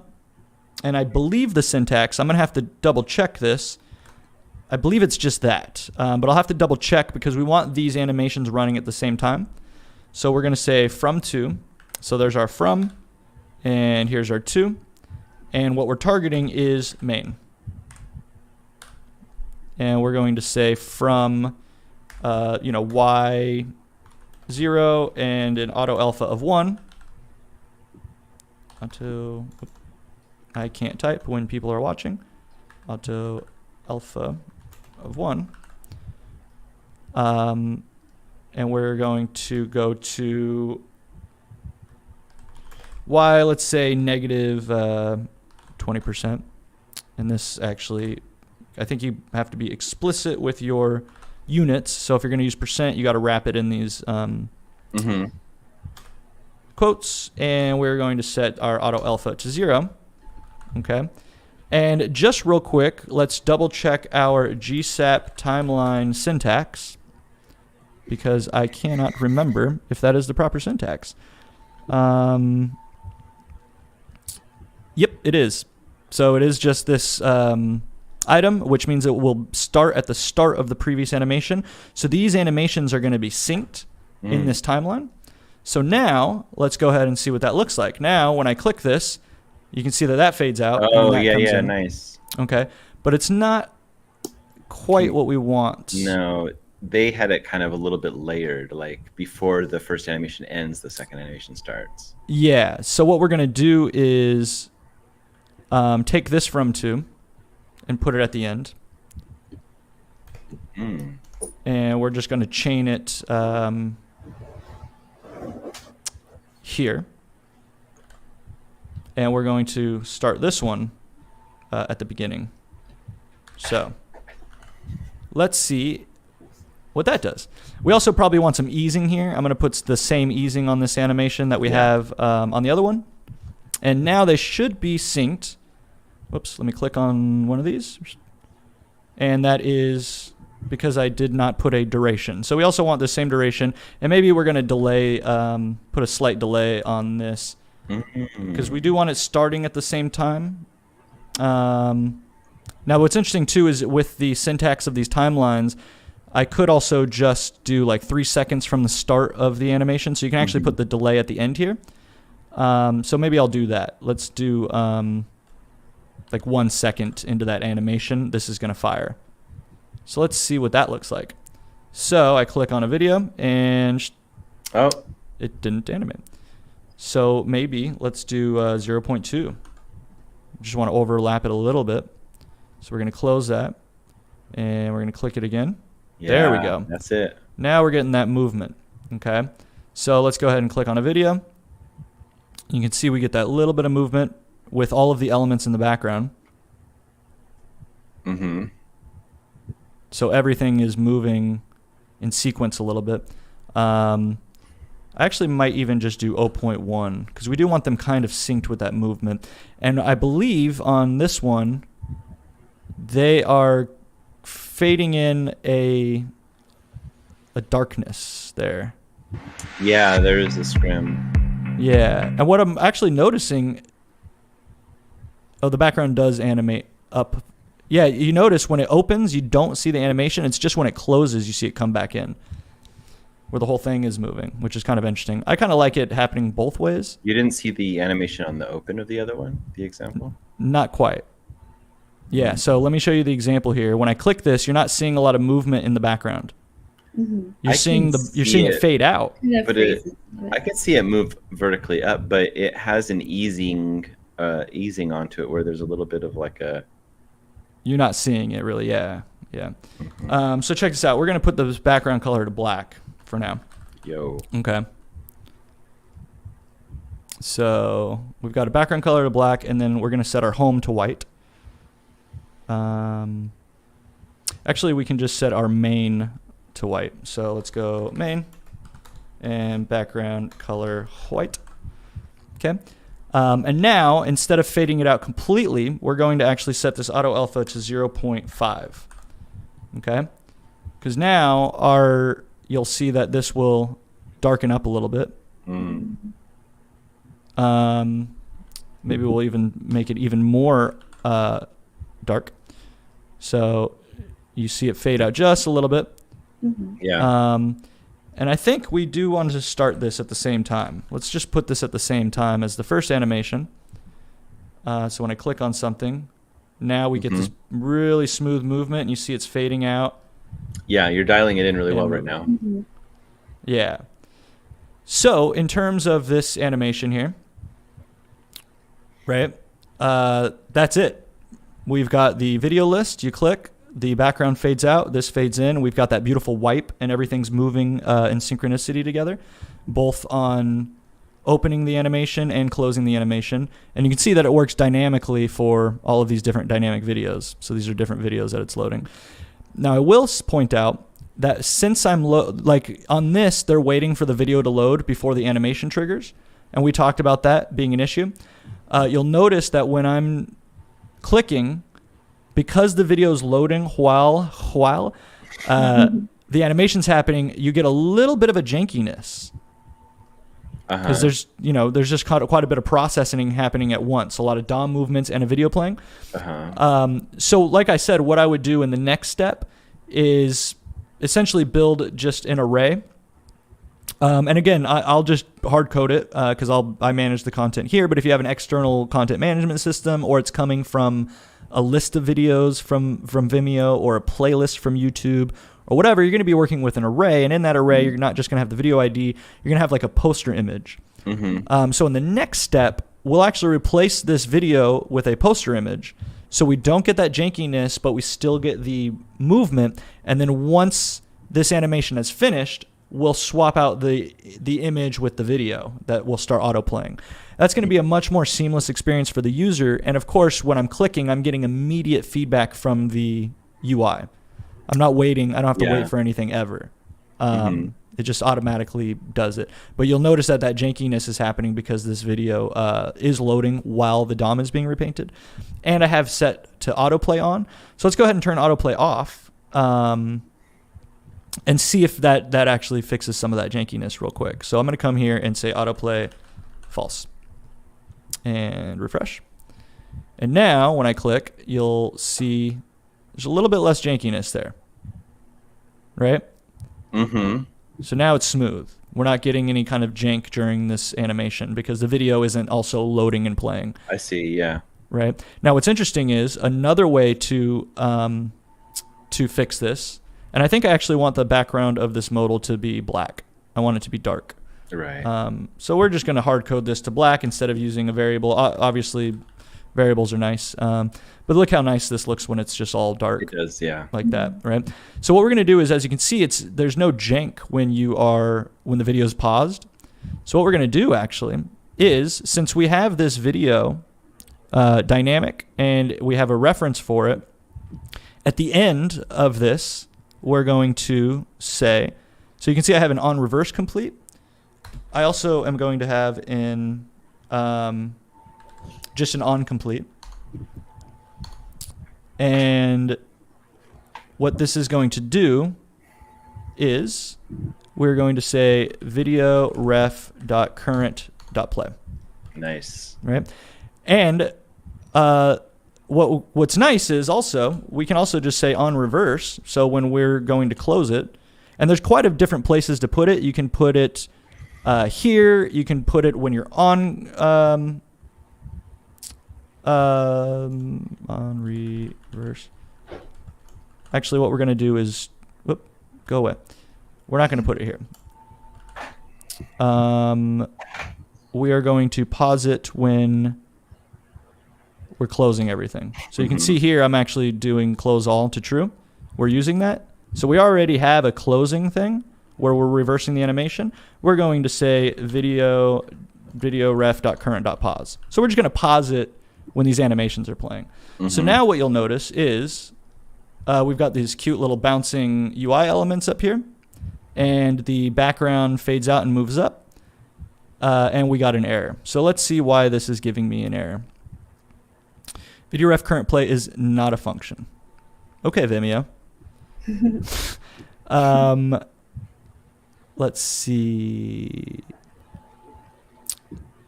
We're going to also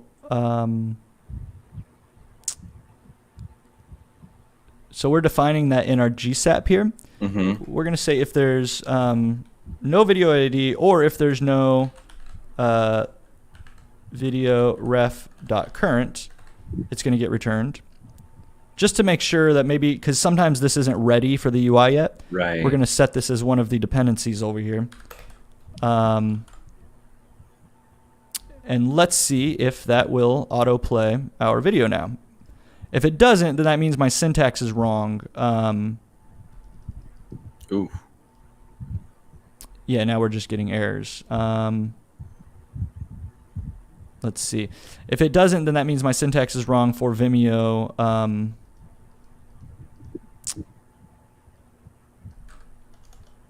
Let's just set this to the video ref. So we have video ref, and then we're setting it here. .current. Okay. So it should be working fine. But as you can see, I have broken the entire thing now. It's not even working. No. Isn't that lovely? So we're gonna get rid of this. And on complete video ref current play, And if there's no video ref, it will return. So let's go ahead and come back here. So this is going to animate in, and there should be a video ref. So what we're going to do is, instead of putting this timeline here on complete video ref play, because this isn't ready. Unseen says autoplay true. Is that? No, we want that off. We don't want it playing because it is the playing that causes the animation to be janky. Yeah, we want the poster to show it first. Yeah. So essentially this video ref gets placed. And what we're going to want to do is just play it. So let's see if I get an error to pause it here. So yeah, it looks like this Vimeo player is being lame. I think maybe I'm using the wrong syntax for the Vimeo API. So what you want to do is go to Unseen Vimeo. TV says mute true. Nope, it's not the muting. It's the it's just the syntax. So we have on play. We can set the volume. We do have our new player here, and we have our methods here. We do have play, and it should just be player.play. So it should be fine. However, like I said, this ref is not ready when this is mounting. Mm-hmm. So this mounts, as you can see, which means there is an active ID, which means this creates a timeline, plays this animation, and at the same time, it is setting up my player here. I just realized what the issue is. You guys are going to hate me. No. It is because the video ref is not the player ref. We're going to say player ref equals null. And then down here, instead of const player, this is going to be player ref.current. And now I can say player ref.pause. So I was targeting the container and not the dynamic video that gets generated. So now we can come back here and say on complete. And then we are going to say player ref.current.play. And then when we're closing everything, we are going to say player ref.current.pause. Okay. So yeah, keep an eye out for your references, because right there, I was just referencing the wrong ref. I didn't have a ref for the thing. So now it'll load. Once the animation comes, it starts playing. Nice. And when I close it, it will pause it. Mm-hmm. And all of the animations play smooth. Now here you can see I'm getting a error because I was referencing this player directly. I need to say player ref current destroy, because we want to destroy the player on unmounting the component, so we don't get any kind of weird race conditions of like a player trying to play when the thing isn't there. So now here we go. Look, we got a nice animation here. I can click. Everything's smooth. Loads that in. Auto plays the video after the animation, and then when you close, it pauses the video. So we're not getting any kind of jankiness with the animation. Very elegant. I like it. Okay. So now, and this is kind of the best fix without needing a poster image. You can see that I didn't add anything. And that's what they could have done here. They could have just let this video be paused until this animation finished and then played the video. I will say, though, it does have a really beautiful effect when that video is moving as that comes in. That's true. It does have a really nice effect. But you do have to wait till the video is ready to play that animation. So it is a trade-off, right? Yeah. I think this is what it looks like when you put that poster image in there. What's that? I'm excited to see what it looks like when you do put that poster image in there. What do you mean? It's done. This is what it is. Oh, it's already done. Yeah. So whether it's an image or the video is paused, it's the same effect. This could be an image, or just the paused video, right? Using the paused video is nice because you don't have to add any. You notice I didn't add anything to the code. I didn't add any images. I didn't add. I'm just using the video ID and making sure that it's paused during animation states. I see. So we're not getting any kind of janky movement. We were doing something later with it. Sorry. Yeah, I was thinking about that. We could, but this is the quickest, most classy solution, elegant solution, without having to add any images or anything. It's just using the built-in background poster image of the video before it plays. So that is my take on this animation here. Yeah. And we've got a quite I kind of actually like the subtle movement of this one better. For extra bonus points, maybe this background that we're fading out, we also give it like a blur. I don't know if this is going to be supported, but for fun, while you're here, we can take a look. So you can see that where I'm fading out the item here, we can see if GSAP will animate a blur. So let's say GSAP animate blur.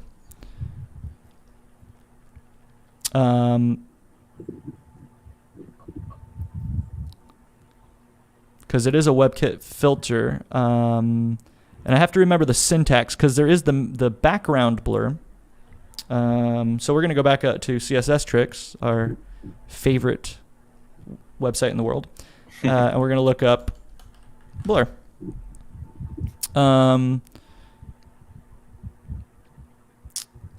Let's see. I just want to see the syntax. I believe it is just the filter. So what we're going to do is to play around with it is we're going to first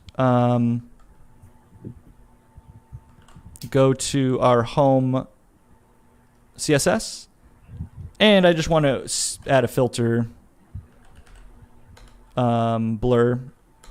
And let's say 10 pixels. Okay, so you see that? That's the syntax.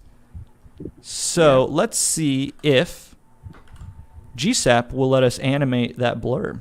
I'm not sure, but we're going to find out together right now. So we're going to add this here, and let's see if it will let me animate the filter directly. We can try this a couple different ways. So let's see, when I click on this, it should blur out. Yep, there it goes. Ooh. So now we're getting a little extra cool effect here. When I click on one of these, you'll see that not only does it fade out, but it gets a little blurry. You see how it gets blurry as it goes out? Yeah, and it feels then good. Comes into focus here? Yeah. Good Just job, for a man. fun, extra little thing. Yeah. That's pretty I like fun. it. This has been cool, man. Really good. Thanks. So yeah, that's it. I think we've successfully replicated that feature for a pretty sweet little video gallery. Yeah. Any questions? What do we got here in the? They're all the same image, bro. Yeah, I do. We just use the same image for the purpose of this demonstration. Yeah. Chrome doesn't allow videos to autoplay if mute is not on. And a user has clicked on the web page. I don't know why they say that. Yeah, Chrome and other browsers, you have to have user interaction, but all of that user interaction is here. The clicking will autoplay the video. So I can set it to autoplay and it'll work just fine without having mute on. So for example, if I come back to our player where I'm initializing it and I can say autoplay to true, it will work fine on Chrome. As you can see, it's working fine here. I can click it and it just autoplays the video. And that is because I am initiating user action. So I can unmute this here.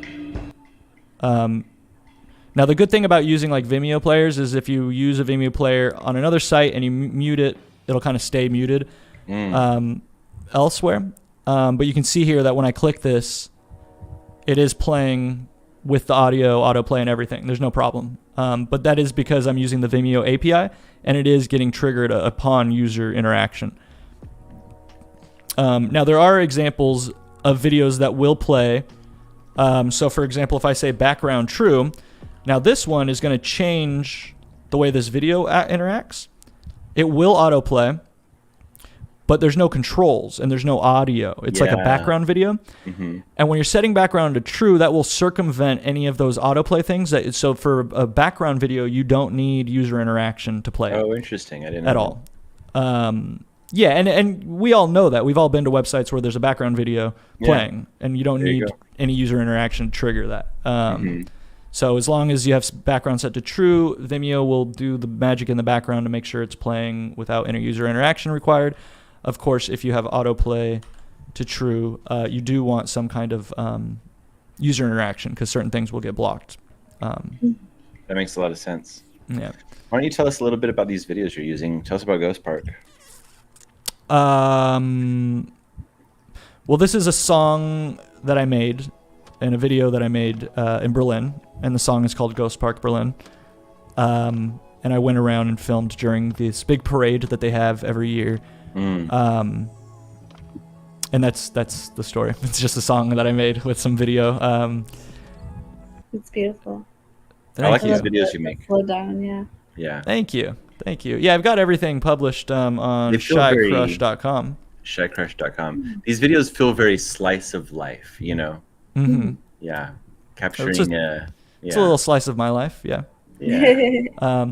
So you can see on my site where I do feature these videos that I make for my music, I have pretty much a very similar thing here. But I have these cool animations, that this scrolls horizontal with the shaking. But I also do have a video player here, and you can see it's nice and smooth.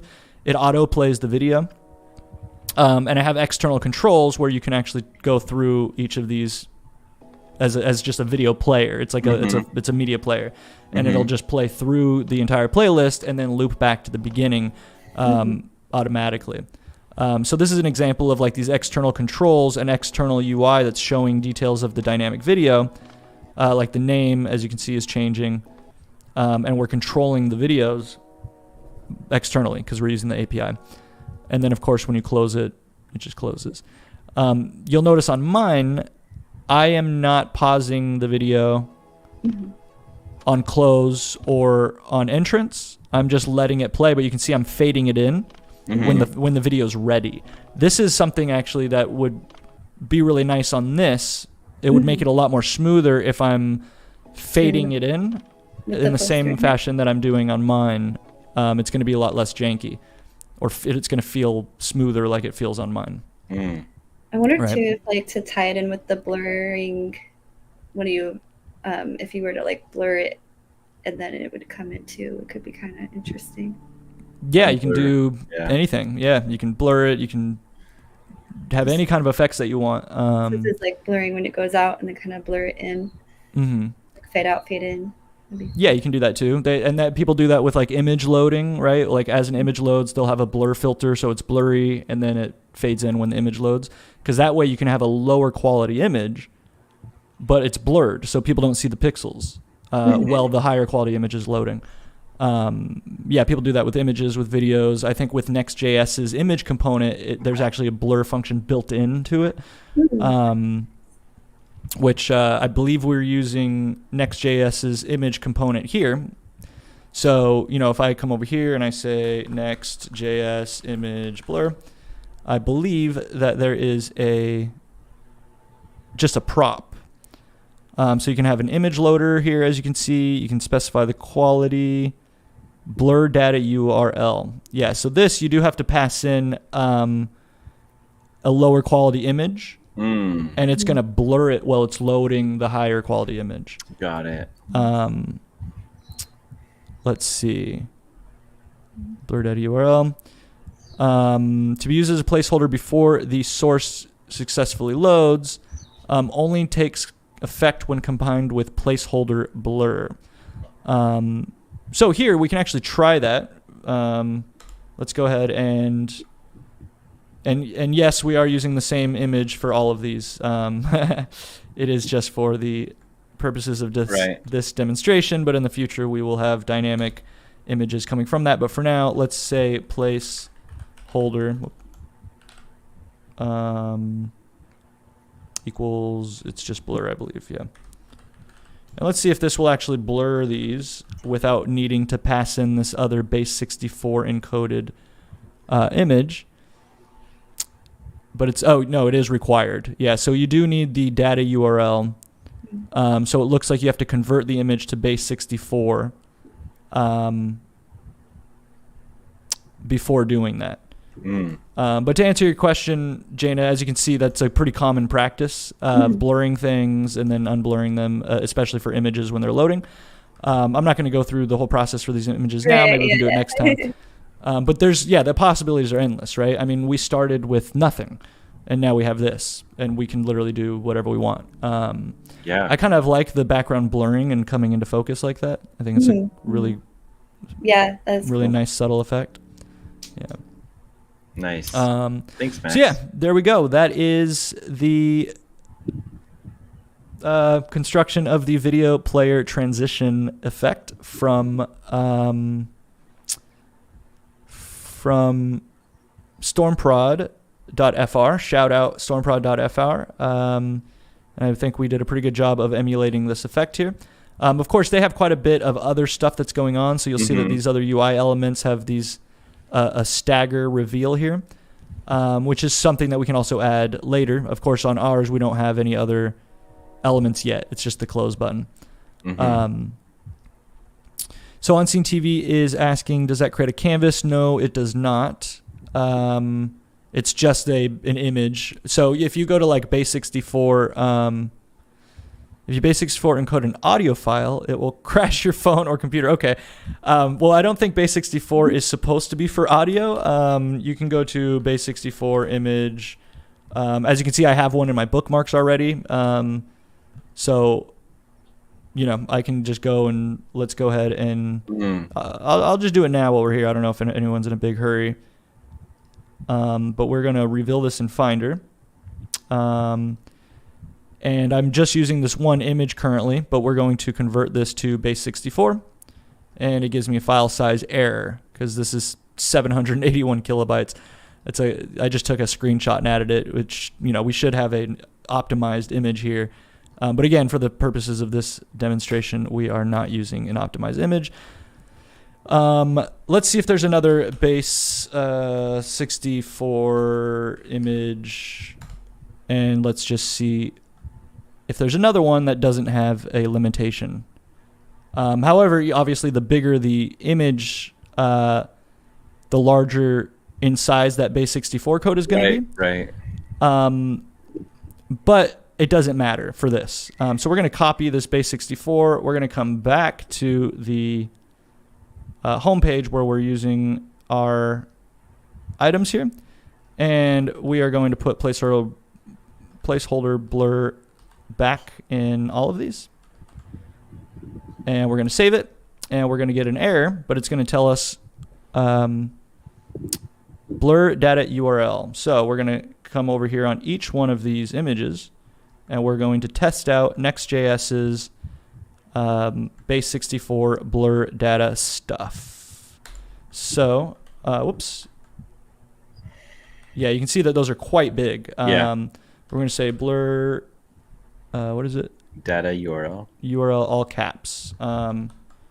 So blur data URL all caps equals and paste. So you can see this is going to take up quite a bit, and I think we're supposed to escape these. But let's see if it works. Let's see what happens. Save, and nope, yeah, it does. So you're not going to see it because these images are cached and I'm local, so there's no like throttling or anything. I mean, I can go in here and turn on throttling in Chrome. Where is the throttling? I can't even remember where it is. Performance monitor or network conditions? Yeah, so we're going to go to like a slow 3G and then refresh this. And you should see these be blurry. And then come in with the thing. So this is replicating a slow 3G network. And don't forget, I didn't optimize these images. They're, almost a megabyte each. And this is on a slow 3G site. Although it really shouldn't be loading this slow. I feel like just these images, the only thing on the page is the images. But this is interesting to look at, to see, because ultimately if you just have a Next.js app with just a couple images, obviously those are big images, which since I set in the blur data thing here, it should actually still load quickly because it should start with that base 64. Yeah, so what we're really waiting for is Next.js, all of the package. But you did see what happened here on a slow 3G. I'm actually going to speed it up. We're going to go fast 3G and refresh it just so we don't have to wait for all of this. It should go a little bit faster. But you'll see the blur effect on these images come in. But to be honest, even on a slow network, it wouldn't be going this slow. But I guess it is just these big images. These are each, 780 megabyte or kilobytes. So you can see it's still loading. There we go. And that one just snapped in. It's not really loading these. I think also it's because I pasted these base 64 URLs directly in. Mm-hmm. And I have a feeling we got to put this someplace else. Okay. Or truncate it or escape these. I think this is actually kind of breaking everything here.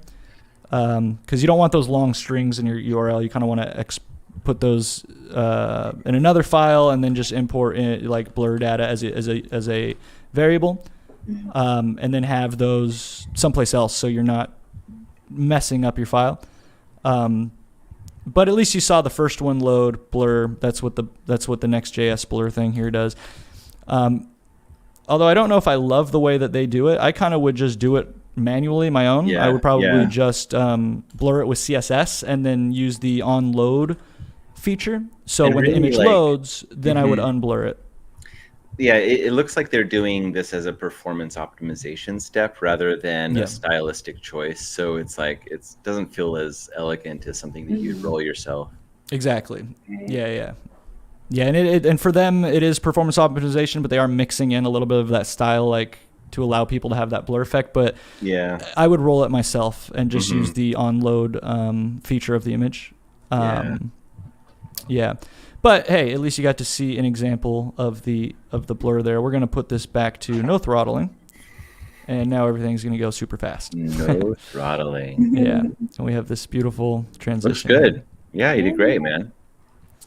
And it's dynamic. So the cool thing about this, as you can see, it is targeting the main container. So that means no matter what page you're on, you're going to achieve this effect. And the modal is living outside on the UI layer, right? It's sitting in front of everything on the page, so it's accessible from everywhere. So as you navigate an application, you'll be able to launch the modal easily from everywhere just by activating a video ID. And every time it closes and opens, whatever is in that main thing is going to get blurred and fade out a little bit and moved up. So it's highly dynamic. It's a piece of infrastructure that's site wide now. That's application wide. It's global. So that's a very cool feature. Basics for into CSS. Yes. Here, as you can see, on base64-image.de, and there's a bunch of these. They give you just the full-on string, but they also give you the CSS that you can use for that base64 background. And to be honest, if I'm going to roll my own, this is probably what I would do. I would probably just put it in CSS. Whoops. Where did that go? I would just put it in CSS and just blur it with CSS and just have a class that's like not loaded. And then once the image loads, I would then unblur it and display the image. And it looks like you can optimize these as well here, which is quite nice. So I'm going to go ahead and code that again. So you can see here, you can show the code, and you've got the CSS that you were referencing earlier on Scene TV. But it is the same string. The only difference is that in CSS, it's within this URL declaration here. That's the only difference. But all of the data here is the same. It's not necessarily converted to CSS. It's just putting the base 64 data in a CSS URL declaration. And it looks like this website is crashing. So this probably isn't the best base64 encoder, but there's a bunch of them. If you just Google base64 image, you'll find here's another one here. There's another one there. They've got plenty of them. And most of them are free.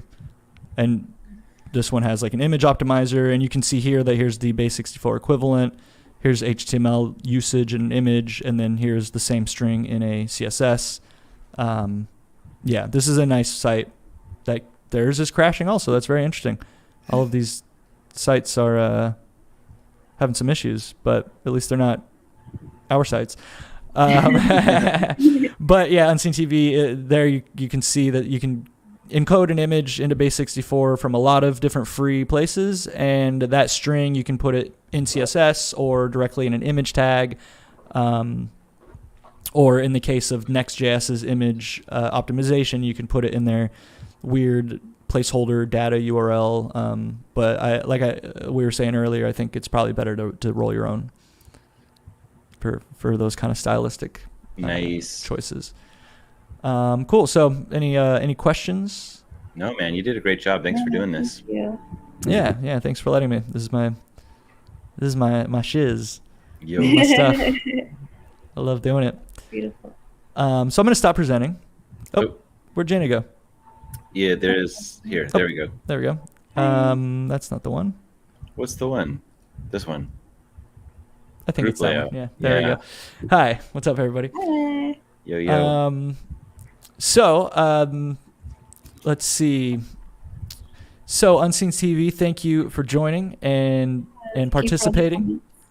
Keep joining, because we will get into swapping out Vimeo for Mux in the future, testing that out. I haven't even really tried it. I just have been reading and researching about it.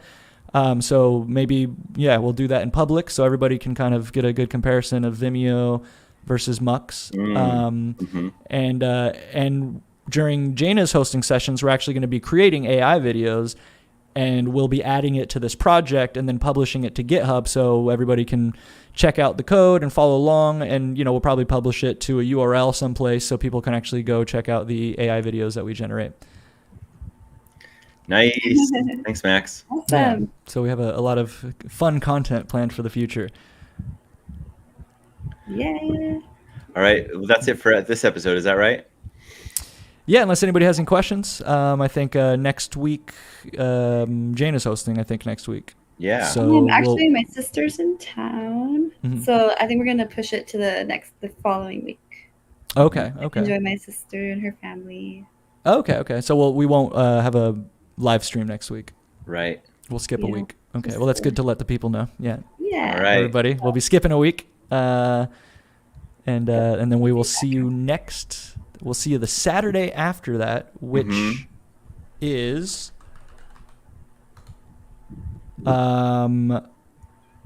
let's see. Today is the 23rd, so it's not the 29th. We will see you on the 6th.